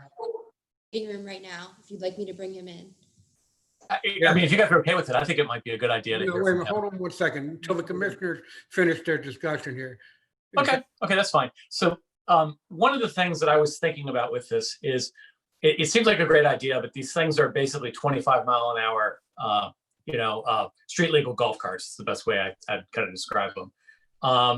And you kind of don't know unintended consequences. I don't think they're going to be pulling over on Route 1, so that shouldn't be an issue. But one of the things I was thinking is, because he's already got one of these vehicles, is that we could potentially do a vote at our August meeting for a demonstration period that runs like through September or something, and just kind of see how it goes before we do permanent legislation saying everybody can do this. That was just kind of an idea I had. Well, the only problem with that, and I'll be honest with you, I'll get you, Commissioner Persons, excuse me. The only problem with that is that, well, wait a minute, maybe I shouldn't, because I was going to mention what Commissioner Persinger had said to me earlier. So I'll let Commissioner Persinger go ahead. So. I have to say the only context in which this issue of low-speed vehicles has come up is with respect to this business. I don't necessarily have a problem with developing some sort of an ordinance that would allow these types of vehicles to operate in the travel lanes on Route 1, but I think we have to understand that would be limited. They couldn't go beyond the southern boundary or beyond the northern boundary on Route 1. They would have to get off at either end.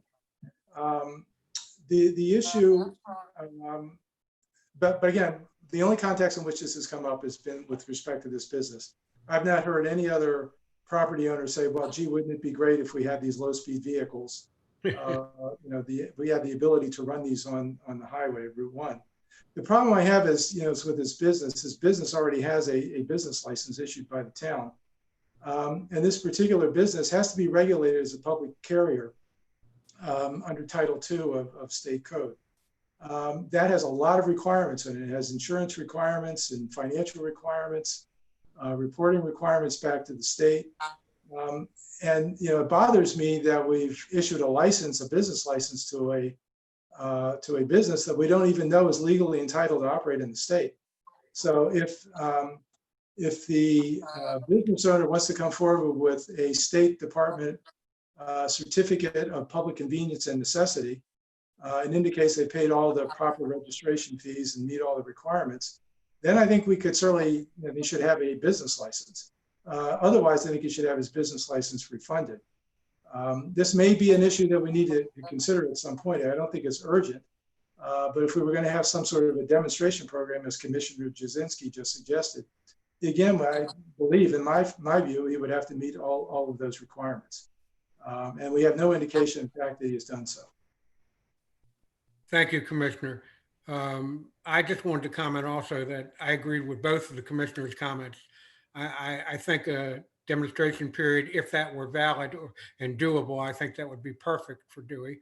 And the comment that I was originally going to make and came from you, Mr. Persinger, about unfortunately, we've always done things in Dewey a certain way. And we always think because we've done it a certain way, that's the way to do it. And I don't think we've ever checked, other than cabs, the old taxis that used to be in town. We used to check to see if they had a Delaware license, but that all changed with Uber and Lyft and that type of thing. So I think we should find out whether businesses, before they get a license in Dewey, they should be, if they have to have follow the state regulations on certain items. I think we should start checking on that. I don't blame the present town administration for that because we've done it all along. But I think that's a very, very good point. Commissioner Moskowitz and then Commissioner Bauer. Yeah, I agree with Commissioner Jazinski and Persinger, what they both said, and a demonstration period would be great if there's proper insurance and things of that nature. And just, would I be able to ask at the end of this conversation, because I don't want to take it off topic, the town managers mentioned the change of speed limits. I just wanted him to clarify, is it a state function or town function, and when that's being considered for?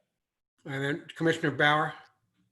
Yeah, this is a question for Fred. From a legal standpoint, since it's Route 1, which is a 4-lane road, do we have any jurisdiction on that, or does state law override what we would want? That's sort of the same comment Commissioner Moskowitz had. So if you would address that about the speed limit also, and then. Well, it's the 2- and 4-lane road. You could also address that as for Commissioner Moskowitz. Well, do we have any jurisdiction? I mean, we have the right to establish an ordinance to authorize use of low-speed vehicles in the municipality. So that's an example of a limited jurisdiction that we have. We also, in an even less formal way, I think, can go to the Department of Transportation and urge them to reduce the speed limit from 35 to 25, if that's what your desire to do, but you don't have the authority to reduce the speed limit. I'm sure you all understand that. You can only urge that be done. So, I mean, I have some other comments about this, but in relation to whether we have jurisdiction and the speed limit, I mean, those are the limits of our authorities. Town manager, did you have another comment? I believe there was another person who asked about this, right, town manager? There was a comment made by one of our current business owners that said if this was allowed, they would also be interested. So that was the other comment that was made by a different business. But on the issue of the speed limit, again, what DelDOT, I think, wants in this case from us is if we are interested in lowering the speed limit, there's some paperwork that we have to fill out and submit to the Department of Transportation to essentially support the file for that request. And it goes back to the whole issue. DelDOT has spent a very large amount of money in Dewey Beach on the rapid flashing beacons, improvement of the pedestrian crossings, the markings, the bump outs, and all that. And so if Dewey Beach wanted to petition them or request from them to lower the speed limit from 30 to 25, I think they would view it favorably because it enhances the pedestrian environment and reduces the chance of a fatal or substantially injurious crash by virtue of just having a lower speed limit. I'm going to go to Commissioner Persinger after I remind us that we have a person waiting on the line to talk to us about it. So we can at any time go to them and come back, or we can finish our discussions. Commissioner Persinger. Well, it's a question for the town solicitor, actually. If we allow a business like this to operate in town, and it does not have the proper state certification, and there is some sort of an action where there's an accident where there's a liability situation, is the town at risk at that point because we have given a business license to a to a business that isn't legally entitled to operate in the state? Well, I mean, are we at some risk? I suppose possibly we're at some risk, but I don't think it is fair to impose upon our administration a duty to do an investigation of every possible licensed activity that might be performed in our town and withhold the issuance of business permits until we have satisfied ourselves that they're permitted to do so. For instance, I mean, if there's a surveyor or a site engineer or something who's lost his license, you know, I don't think we're charged with the responsibility of monitoring those types of things. So yes, it certainly does not make sense for us to knowingly give a business permit to someone to operate a low-speed vehicle in the town, knowing what we know now, which is we need an ordinance to authorize it. And by the way, if you are considering some kind of a test case or preliminary plan, I forget the terms that you use to allow it, I believe you would adopt an ordinance to make it lawful, but have the ordinance expire in the absence of being amended. So I think you need an ordinance in any case which authorizes it. That's pursuant to state law. So we can't do anything short of an ordinance that permits it. Commissioner Persinger, does that answer your question?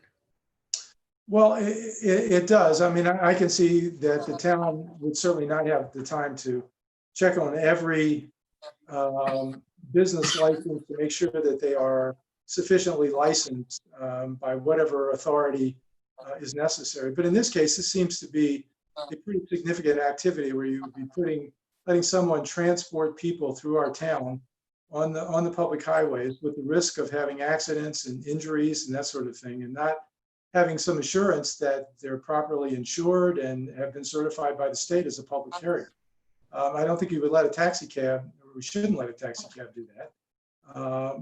But it just seems to be a significant risk that I think we wouldn't want to bear. Town manager, you had your hand up? Yep, the flip side to that discussion would be if we had a LSP ordinance, they could slap an Uber light on this thing and they wouldn't have to get any other licenses and they would be legal. So, I mean, I understand the point. You know, the information that says that I have says low speed vehicle owners must check with their local governments to verify what ordinances are in effect. And this person did that. We have no ordinances in effect, but there was no mention that we needed an ordinance in effect by anybody. And you know, the flip side to some of this burden issue is they may have the license the day that they come in here, but their license may expire the next day. It doesn't necessarily have to be on the same schedule as ours. They may cancel their state license the next day. There's all kinds of things that can happen with other licensing, and to make it a burden for us to do all of that is a significant amount of work. And I go back to the kind of the crazy option on this is if we had an LSB ordinance and somebody said, well, I'm an Uber driver and they have an Uber light on it, we can't even get a business license from them because they're exempt from requiring individual business licenses. Or we can chase them like we would do all the other the other Uber drivers to get it, and it just hasn't worked out very well for us to try to get those businesses licensed or independent contractors licensed. Any other comments from the commissioner? Would you like to hear from the gentleman that's on the line right now? Yes. Ms. Hudson, could you bring him up? Mr. Dubeck, I believe your name is? Oh, you're sideways. Hello. Yes, sir. We're here. Hi, I'm here with my business partner. His name is Peter, and my name's Jack. We'd like to thank you for taking the time today. It really means a lot. That's no problem.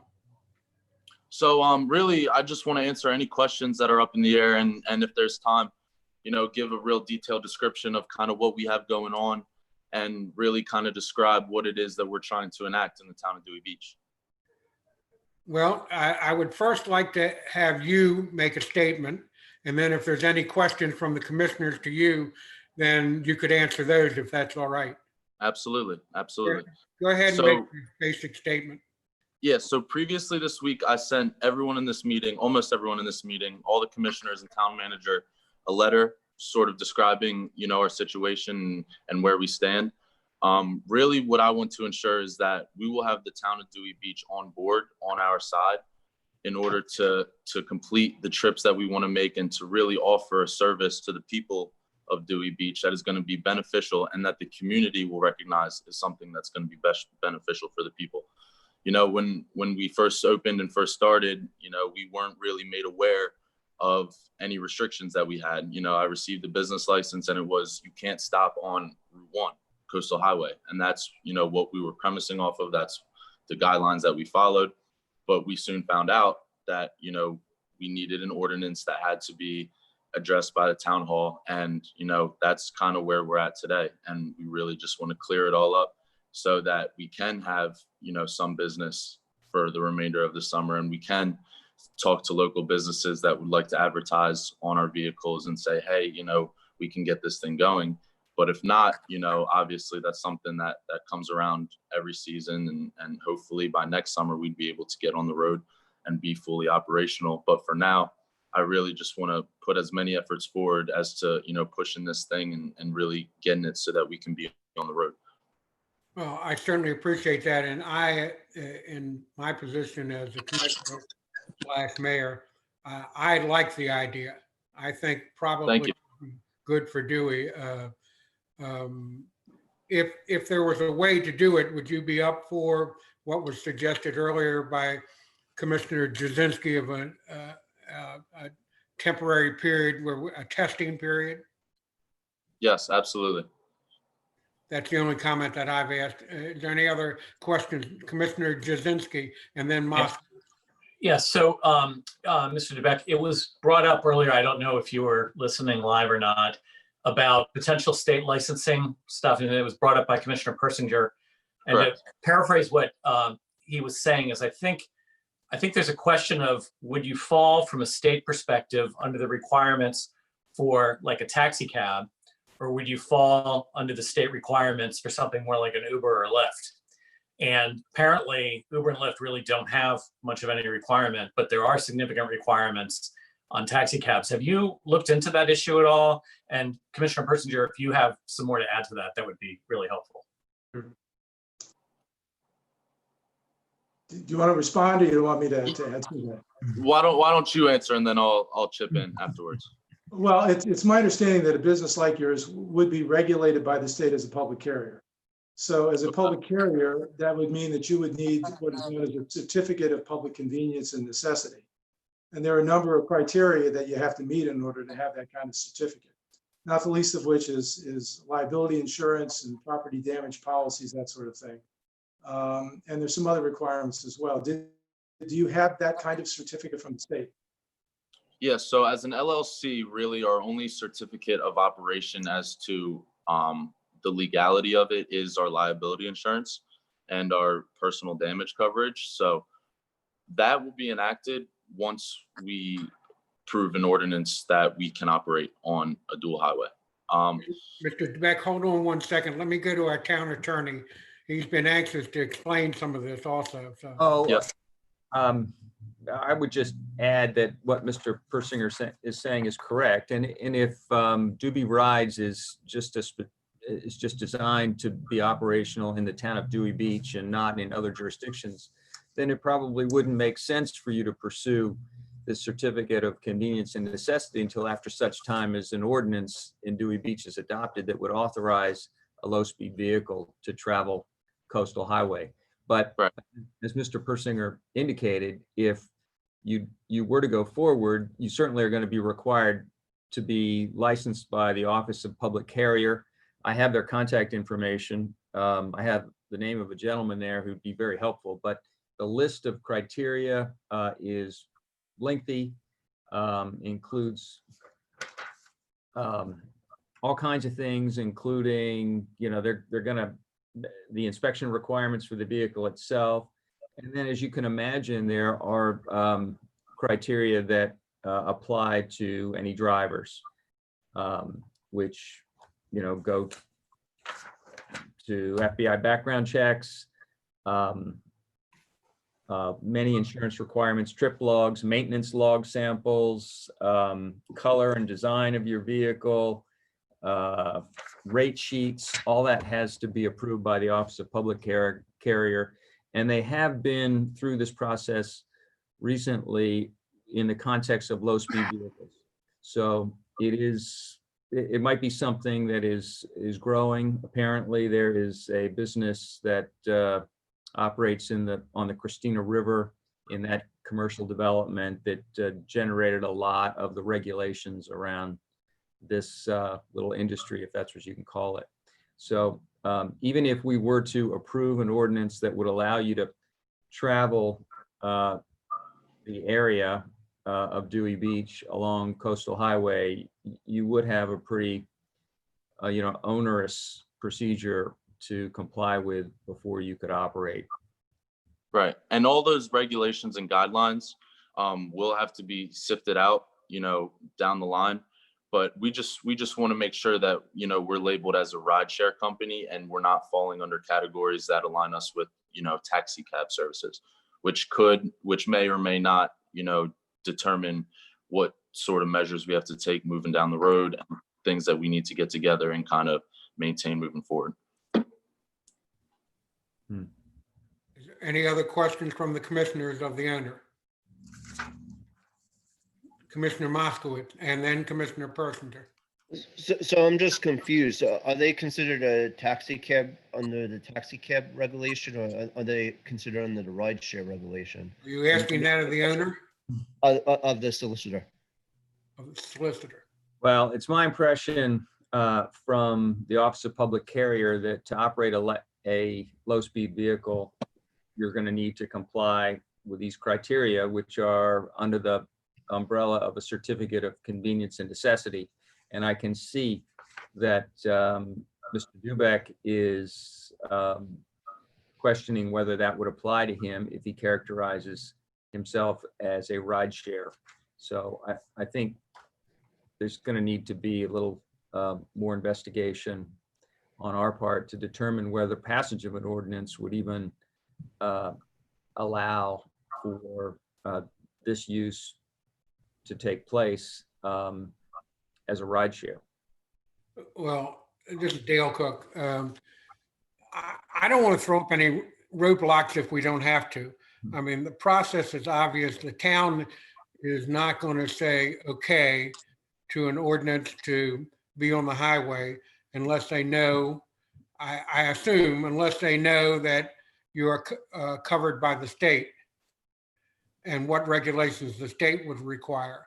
So I would suggest that you talk to our attorney offline and come to some sort of agreement of how that will be handled. In other words, whether you'll be going to the state and our attorney will go and ask questions, or whether one or the other can ask the questions and solve it for both of you. Commissioner Persinger, go ahead. Yeah, excuse me, just the question, first of all. I mean, I don't have any objection to your business. This may be a good addition to the town of Dewey Beach. I just want to make sure that you would be operating consistent with state law. And my question is, what do you consider a rideshare type operation? Are you talking about Uber or Lyft or?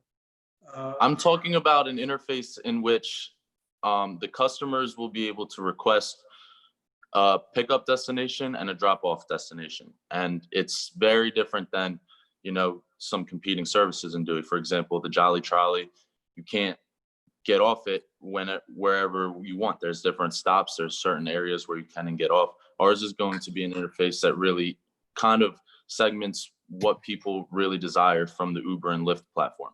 Well, yeah, when you say you'll have an interface, you're saying that people would book these rides online through an app, perhaps?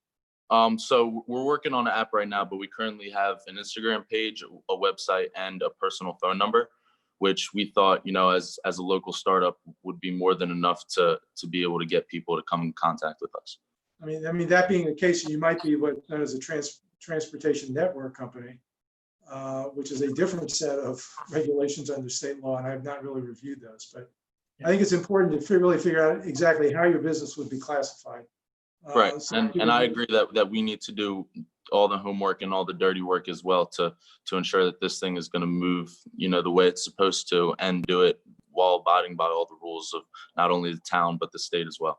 Yeah, I like Commissioner Persinger, think it would probably be something positive for the town, but I would like to know that also that we're covering our bases now that we've discussed it, covering our bases with the state.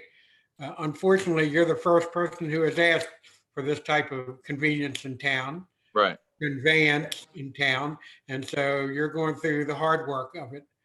Absolutely. Commissioner Jazinski, you have a question? So Mr. Dubeck, I found the definition and the rules for transportation network companies. I'll send you a link to it online so you Awesome. can review it. Thank And then you can try to determine if you can qualify based on the rules for what is a transportation network company. Okay? Okay. Commissioner Moskowitz. Yeah, and a question for the applicant. If the commissioner is required, would you agree to do background checks on whoever your drivers would be? And just for some background, if you do Uber, if you do Lyft, they require background checks because Right. you're driving passengers and you have control. So that's a question. Yep. And so safety is one of our biggest measures of what's going to determine our business. When actually applying for liability insurance, every single driver that is going to be licensed to drive the vehicle has to have background checks in order to be approved as a certified driver. So that's all something that's going to be incorporated in our processes of, operating and doing what we have to do to get on the road. But as of now, we only have one vehicle, so I would be the sole owner and driver as of now. But yes, absolutely. When we have more vehicles and more people are driving, background checks are going to be an absolute necessity. So if the commissioners feel so inclined, I would recommend that number one, Commissioner Jazinski will send you that information. And Commissioner Persinger, if you have any other information that you might be helpful to the applicant, you might forward to him. Yeah, I mean, I can send them both chapter 19 and 20, which covers transportation networks, and I'm sorry, 18 and 19. I think 19 is probably what Commissioner Jazinski was referring to. This is from Title II of the state law. And if you could also, Mr. Dubeck, if you could talk with our town attorney offline, and get something set up to where you can understand what he might feel we would need. And you could work it out in other words, to provide that information so we can maybe move forward, with an ordinance next time, a possibility of one. Anyway, we're getting closer. Is that all right with you, attorney? Certainly it is. Absolutely. So Mr. Dubeck could reach me directly or through Mr. Koenig. I'm at Hudson Jones in the Lewis office. Okay. Is there a good phone number I could reach you at? 302-644-8330. And I would urge you to, when you contact our attorney, contact our town manager first at the town hall and maybe get on a three-way conversation there to solve some issues or possibly solve some issues. All right, town attorney. And by the way, human-powered vehicles are exempt from this process that I was describing and Mr. Persinger was describing, as well as establishments that provide transportation services to their patrons only as opposed to anyone else.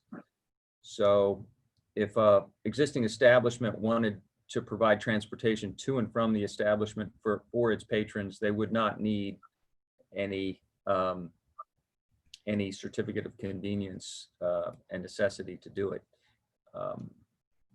But that's irrespective of the low-speed vehicle requirements that Still have to have a low-speed vehicle ordinance passed if we were to do that. All right, I guess that's it. Is there one more thing that I could Go add right ahead, to the sir. conversation? Go right ahead. I just really wanted to make it a point that, you know, we really think that we can benefit the town of Dewey Beach in so many more ways than just giving people safe and efficient rides. I've talked to local businesses, to name a couple: Dewey Beach Water Sports, Baked Coffee Bar, Dewey Beach Surf Shop, that are all very interested in advertising on our vehicles in a way that's never been done before. I know that they're on the Jolly Trolley, but you know, our vehicles are 2021 vehicles. They're brand new, and you know, they really turn heads when they're on the street. The Hyatt of Dewey Beach, I sent the letter out this morning.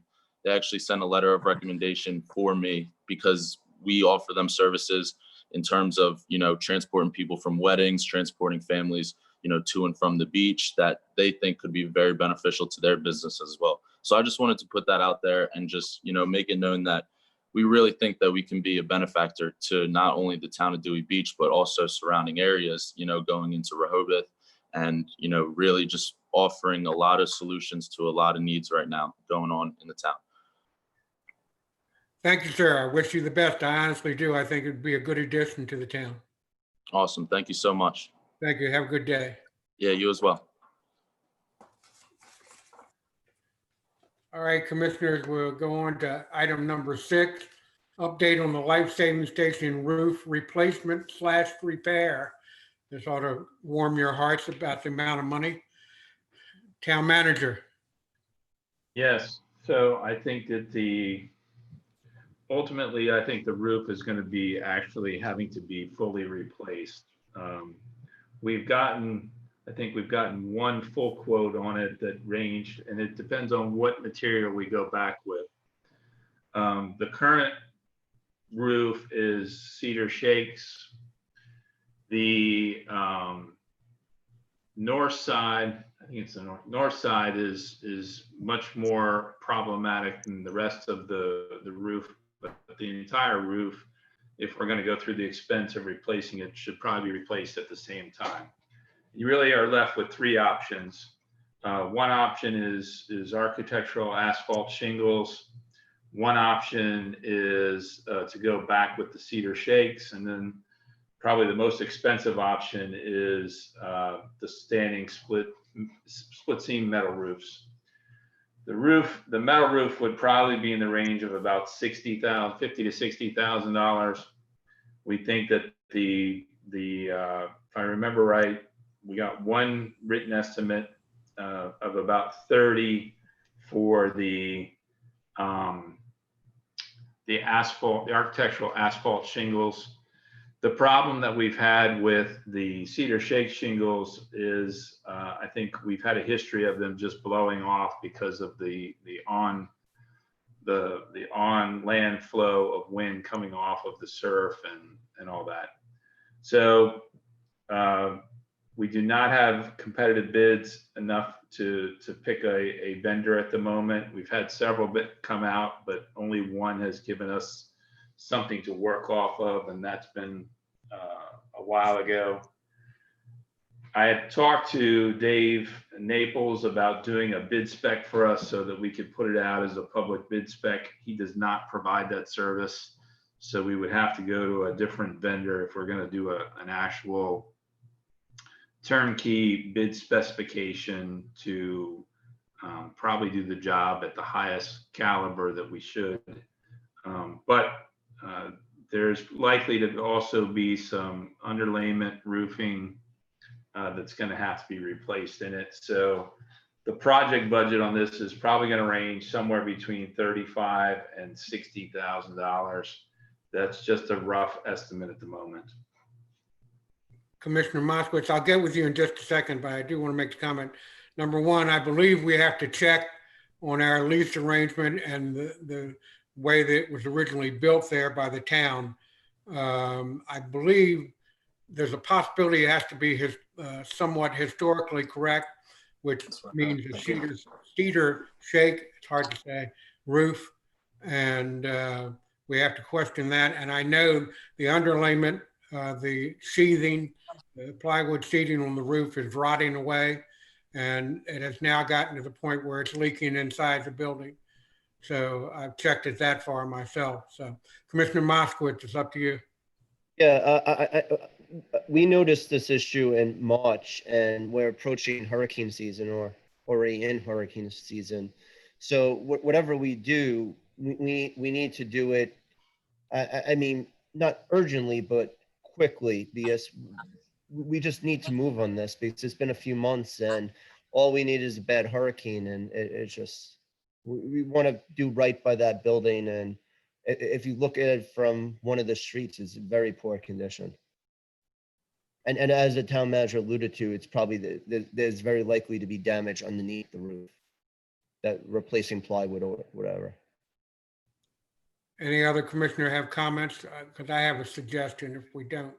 Any other commissioner have comments?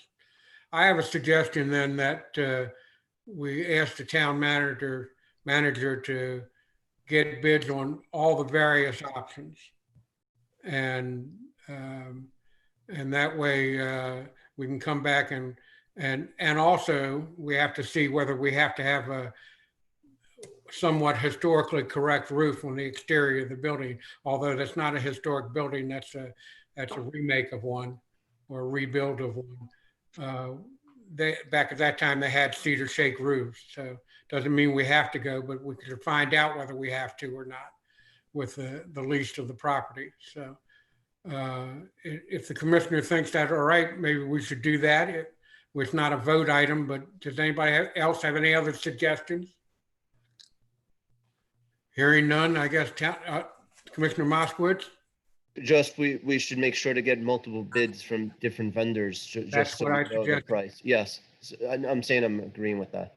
Okay, thank you, appreciate that. Mr. Koenig, is that all right with you? Would you see any problem with that? No, this is, I think the real issue is going to be, this is an unbudgeted expense. It does not, I don't believe it qualifies under the definition of streets and infrastructure as we've explained it. So it is not a street and infrastructure a cost right now, unless we had a public hearing and tried to apply that fund to it. It does not qualify for beach replenishment or beach assessment tax. So this would be from the general fund, essentially from the fund balance, if we were going to take the money out of the fund. You don't feel that it would qualify as an infrastructure item? I personally think it does qualify as an infrastructure item, but we would have to have a hearing. You'd have to have a hearing, and there's some question as to whether that fund was really originated for things like the life-saving station or town hall or anything like that. Gotcha, thank you. Commissioner Persinger, you had? Yeah, just in the town code, it says infrastructure shall be defined to include only those areas directly impacting health and safety issues related to roads and rights of way, such as roadways and road surfaces, mitigation of roadway flooding and stormwater drainage, pedestrian walkways and crossings and street lighting. I don't see the life-saving station fitting into that definition. Okay. Any other comments from the commissioners about this, town manager? Commissioner Persinger, that's the code, right? That's the code, correct. So it would require an amendment to the town code and then an actual hearing and all that other stuff. That's right. That's my reading of it, at least. In the meantime, it may get to the point where we have to have somebody come and put up a temporary tarp over the building. So I hate to say that, but it may come to that because we're having water damage inside now. Any other comments from the other commissioners about this? Town manager, if you want any help with that, I know a couple people that you might, and Commissioner Moskowitz has known of a couple companies that he has suggested. So we'll move on to the next item. Item number 7, update of Ree Avenue Bio Retention Project and possible changes. And town manager, I would ask you to just this also include the issues that have arisen about water and drainage, et cetera. Yes. So the 2 projects that were underway with the Center for Inland Bays, we've pretty much wrapped up the shoreline stabilization project. And at one point, the shoreline stabilization project and the bioretention project were coupled together And the original intent was to use the same contractor, but because DelDOT was coming through and doing the pave and rehab project, there was a decision made, I want to say it goes back probably a year ago, to partner up with the Department of Transportation and use them and their contractor to construct the Reed Avenue bioretention project as it was designed by RK&K engineers. And there was a lot of coordination that happened originally between RK&K, CIB, DelDOT, and George and Lynch. And the original design, if I recall correctly, included some pervious concrete right at the property line or coming over the property line of the little store. And there was a design that was shown. There was a design that was roughly part of the bid documents that DelDOT presented to George and Lynch. And during the construction process, the DelDOT engineers, as well as George and Lynch, felt it was unsafe or a concern to dig down adjacent to I think they're either wood or metal bracings for the upper deck related to the little store property. They didn't want to dig down next to them because they were concerned about undermining them. So the engineers made a decision to convert the pervious concrete that was proposed to regular concrete. And they made up for the change to pervious by changing in the right of way the first 2 parking spaces, maybe even the first 3 parking spaces, to a pervious concrete. So they swapped the area where pervious concrete would be, and they actually expanded it over what was proposed in the original design. But it created a regular concrete sidewalk versus a pervious concrete sidewalk. And then there were some pavers associated with the transition from the edge of the property to what is really the concrete patio underneath the upper deck as you enter the little store. This is an area where there's varying grades. There's some grade transitions that are very tight. And fast forward to now, the property owner for the little store is unhappy that they made the change without talking to the property owner of the sidewalk, which was previously, I believe it was regular concrete. It was not pervious concrete prior. But they asked for DelDOT to stop. DelDOT continued with the work to finish up all of their end. And the property owner for the little store has asked for the area that is currently open right now to be paved with porous pavers that will allow water to infiltrate, similar to the original design. The property owner has a contractor that they have worked with, I believe, before. And they gave me the phone number. I called. The contractor did not respond to me, but they responded directly to the property owner with a quote to install roughly, it looks like install permeable concrete pavers. It's roughly a $20,000 contract.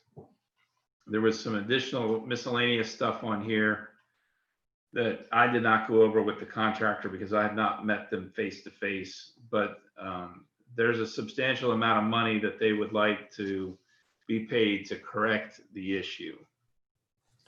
And we have not submitted, we've not sought a competitive bid right now, mainly because I haven't had a chance to go out there and talk to a contractor to try to figure out how do we mitigate the cost of this. But one of the things that we have come to an agreement with the property owner is that we would realign the guttering system. So very little, if any, water would be flowing from the gutter system into the area that we're talking about. Currently, right now, all the guttering system drains to, it appears to drain to what I believe is the northeast corner of the concrete patio adjacent to the building. So that flow from the roof is substantially creating a problem for drainage around the building and stuff. And the redirection of the downspouts will help alleviate some of this problem. But we still have the issue of trying to convert what is now open area into some type of permeable paver.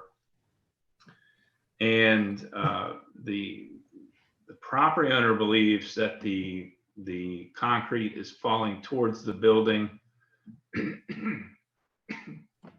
I'm not sure if it's falling towards the building or if it's very flat. When the DelDOT engineers were out there, they poured water on the sidewalk. And the day that I was out there, the water drained towards the building, or not towards the building, towards the road versus the building. So there's an area where they believe that, where the property owner believes that it is backflowing towards the building, but that's the area right now that is unpaved and without pavers. So long story short is that we've got to somehow make the property owner happy and get ourselves out of the project. But both CIB and DelDOT have stepped away from the issue, saying that this is a private property issue that has to be addressed by the town based on our agreement or even the project layout. So. Is that it, sir? Yes, that's the one. I have some comments, then I'll go to comments from the commissioners. Number one, the old saying, no good deed that goes unpunished. And this good deed is really causing some problems. Not horrendous, it can be solved, but I would encourage you guys to go out and see the area. I would encourage, it's right next door to Commissioner Jasinski's house, and he's friends with the building owner. I mean, we're all friends. I know them, that the property owners, good people, but they're not happy with what happened. They're not happy with the changeover from pervious pavers to solid concrete or impervious concrete. And the way I see it, if I look at it, and I have not taken a level out or shot a level on it, but it looks like the concrete drains towards the building instead of away from the building. That's just my own personal opinion. And we received hundreds of thousands of dollars worth of something good for about $35,000 or $25,000 worth of money from the town. And so we don't want to kill this golden goose, or this goose that laid the golden egg. We don't want to bump them off. But so we're certainly not going to take anybody to court over it. We're certainly not going to battle to the nth degree with the DelDOT and the Center for Inland Bays. We get too much from them. We don't want to hurt that relationship. But we do want to make this project correct. We do want to make this project right. I do believe the sidewalk can be repaired or replaced with pervious material. The problem is there are electric lines that run underneath of it. That's one of the reasons why they put in what they put in. It's marked now with red marking on the concrete. So it's a complicated issue. It's not just something to say, well, who authorized it and take them to court. It's not that simple. So now, anybody have any questions? Commissioner Moskowitz. Yeah, so full disclosure, the little store is my next door neighbor, and they tried to get on Zoom and they couldn't. So they knocked on my door, and they would like to speak when available after the commissioners have their discussion. Oh, absolutely. So just let me know and I'll step away and let the person speak. Okay, did you have any questions, Commissioner? My questions are more on aside from this, my two concerns of the project are the parking spot, there's no curb. It looks like it was designed for handicap parking, but there is no handicap intent of parking. So I don't know why they, when they built it, they didn't put a curb. And then second thing is the plant gate looks like to be on the opposite side of the gate. It's on Route 1, so when they have to do, DelDOT has to do work, they have to walk through the plants that Inland Bays just, nice plants Inland Bays just planted, and which happened this morning. So I don't know why they put it on that, but that's outside the realm, but just some follow-up questions of. Thank you. Yeah, Commissioner Jasinski, I believe you had your hand up. Yes, I did. So I had some questions for the town manager. So the sidewalk in question, is it on like public property, private property, or both? So in some ways, I think it's disputed at the moment. The property owner believed and still believes, I think, that the property extends further towards the road than the survey pins that the town had set. So from the town's, the surveyor that went out on behalf of the town of Dewey Beach set 3 corners. He set the corner, which would be the northwest corner along Route 1, set the corner, a pin at the corner of Route 1 and Reed Avenue, and then set another pin at the corner and found a pin at the corner of Mr. Moskowitz's, I think it's the common property maybe of the townhouse complex. So the surveyor that I had go out there found kind of the diagonal property pins and then set the 3rd pin that lined up with that.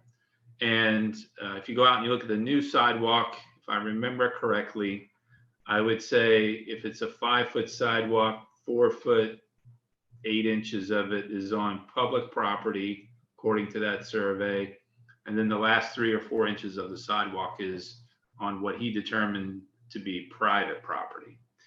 But there is a gap between the public property, the new sidewalk that was put in, and what I call their concrete pad, their first floor concrete patio. There's probably about 3 foot that's there right now that is dug down, and it is a combination at the bottom of that of some dirt and stone. That's where the concrete porous pavers would need to be installed, right in that area. And so I guess my next I had a couple questions. I'm going to remind everybody that it's about 5:25 right now. We're trying to get this over with by 6. We don't have to, but we're trying to get it over with by 6. Go ahead, Commissioner Jasinski. Okay, I don't have more than 20 minutes of questions, Dale. So it's not a problem at all. I guess my next question is, since the project's been done and some of the rainstorms we've had, has the property owner actually had a problem where water has gone towards and into their building? Who are you asking that? I'm asking the town manager, since you seem to be kind of running, trying to get this whole thing taken care of. I think that was the concern of the property owner. I think that the concrete patio outside of the building has had water on it. I don't know whether or not there's actually been water go in the door or not. And okay. Like I said, the town has committed to trying to reach a point on this project where everybody's reasonably happy, and not everyone's going to get everything that they want. Mr. Jasinski, I would tell you that the day we had the big deluge of rain, I went over there while it was raining and after it rained. And of course it washed, the plants weren't in at the time, so it washed a lot of that up into the area around the building. But the entire corner intersection was flooded out. And so it overwhelmed the system. But yes, you could see where it washed mulch up gradually, little by little, towards the building, and then receded from the building. So I wouldn't count on that as the only word, because it was an enormous amount of water, but it did seem to wash towards the building there. Right. Okay. I don't have anything else right now. Any other questions, Commissioner Persinger? Yeah, it just seems to me that the question of whether or not the sidewalk slopes back toward the building or away from the building toward the road ought to be an easy, objective thing to determine. I mean, I don't know if it's taking a level out there having a pool of water out there somehow. But that seems to be something that we ought to be able to set. If it slopes toward the building, that cannot possibly be a good thing, and it should not be something that should be tolerated. I mean, I know the owner of the property had significant buy-in on this project, was very involved in tracking the progress of the project. And so I agree, we have to make this right in some way. There's probably no one single way to do it. So I think we need to get some ideas about how best and most economically efficiently to get it done and get it fixed. Thank you, Commissioner. Any other commissioner comments or questions? Because if we don't, then I want to hear from the owner of the building that's there, Commissioner, in his house. May I? Oh, I'm sorry, town manager, go right ahead. So I think that the purchasing policy in the town code, because this is a project, gives the town manager the authority to finish this project without having to come back to the commissioners, because we've already authorized this as a project. And I think that the language is reasonable to assume that I can, under my authority, because this is a project and it's been initiated and it's in progress, I can reach a conclusion and commit funds in a reasonable amount to finish the project without having to come back for a special vote. I understand. I want to, well, that might be a question among some commissioners. I tend to agree with you, town manager. I want to remind the commissioners that we would, if you have questions, we'll have questions, and let the building owner answer those questions as best she can. And howdy, Kay, how are you? What do I push? Hello, Kay, how are you? Yes, fine. There's some, I don't know how many of you heard the history of this. When it started 3 years ago, we had stone outside, which was permeable. They poured cement, and I went out and I talked to the engineer, and he said that it was non-permeable and that they'd moved everything out from under our property. My question is, why did they touch the property then if they didn't need to? We have always been under the impression, as everybody in town is the pole line is where the property ends. If this is not the case, it's going to knock out a lot of sidewalks and a lot of gardens around here. So I am contesting that is not where they put those pins, is not the correct property line. And that is a whole bag of worms I don't think that needs to be opened. But I will tell you that the gentleman that I had come out, it's hard to find people that can do permeable pavers. The gentleman that I had out, the price that he gave was very fair, because I have the original paperwork. The original paperwork called for $20,400 just to secure the pavers, not the work, not the removal of the non-permeable surface or anything else. That was just to get those pavers. This gentleman is going to have to restore the edge of our driveway, which has been cut out and it's falling apart, our asphalt driveway. He is going to have to take out the cement. And when he lasered the cement, he actually used the lasers on it. It is 1 inch to 1.5 inches above the store. Everything is going towards the store. So we decided to close this year, but we cannot afford to have another year of not having that property viable. I mean, it's absolutely ridiculous. That's a valuable piece of property and it's right in the middle of town, and we've always served the town well, but we cannot do anything with the way this is stuck. So I'd ask you if you would like to meet with me, come out and see it. I would welcome you. I have copies of the paperwork that I've given to everybody. And I also have said that my husband and I will pay the $3,000 for the retaining wall to take care of part of it. So, but this other with, it will undermine the property that we have, and that's just not acceptable. Well, one thing we won't do, we won't be addressing the property line except how it affects the future of what's put in. But, you know, we will be working with you completely to address this issue. I've been out there a number of times and I've talked with you. Oh, a you've been number very of times. good. Yeah, we're going to address this issue one way or the other. And I think, commissioners, do you have questions do you need to ask? Any commissioners need to ask any questions? Well, I just want to thank you for your patience. You've been very good about this to Kay. Kay Miller, by the way, is her name. And I think that we should decide to let the town manager have the authority to have numerous options up to a certain amount of money, of course. And I guess if there's no questions of the building owner, we would get back to the commissioner. Any other questions of the building owner? No, All but right. I'm still watering your plants. Well, remember, David offered to do the watering. Well, we're doing it, but that's okay. All right. Thank you very much. Thank you. Thank you.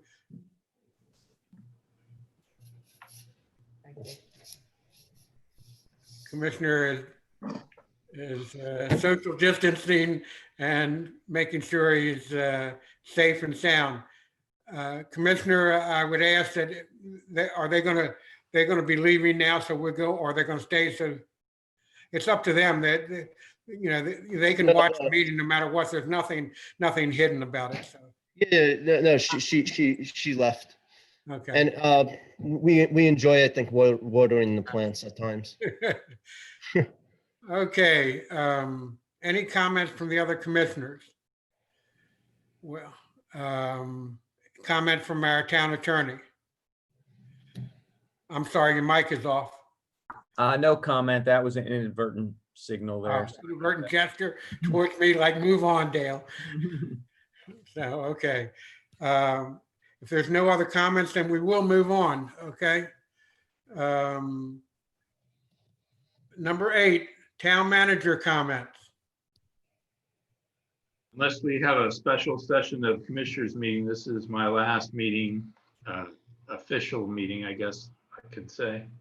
But I'd like to thank both the staff and the commissioners for the opportunity to work and serve in Dewey Beach. As I said, I think I've said before, I came up to Delaware in 1990, and Dewey Beach has been part of my life for the last 30 years. And hopefully it will be part of my life for at least the next 30 years. So I will be in and around the area. I appreciate the opportunity to serve. And I'm going to finish up a number of these projects that we have that I have to tie up loose ends on.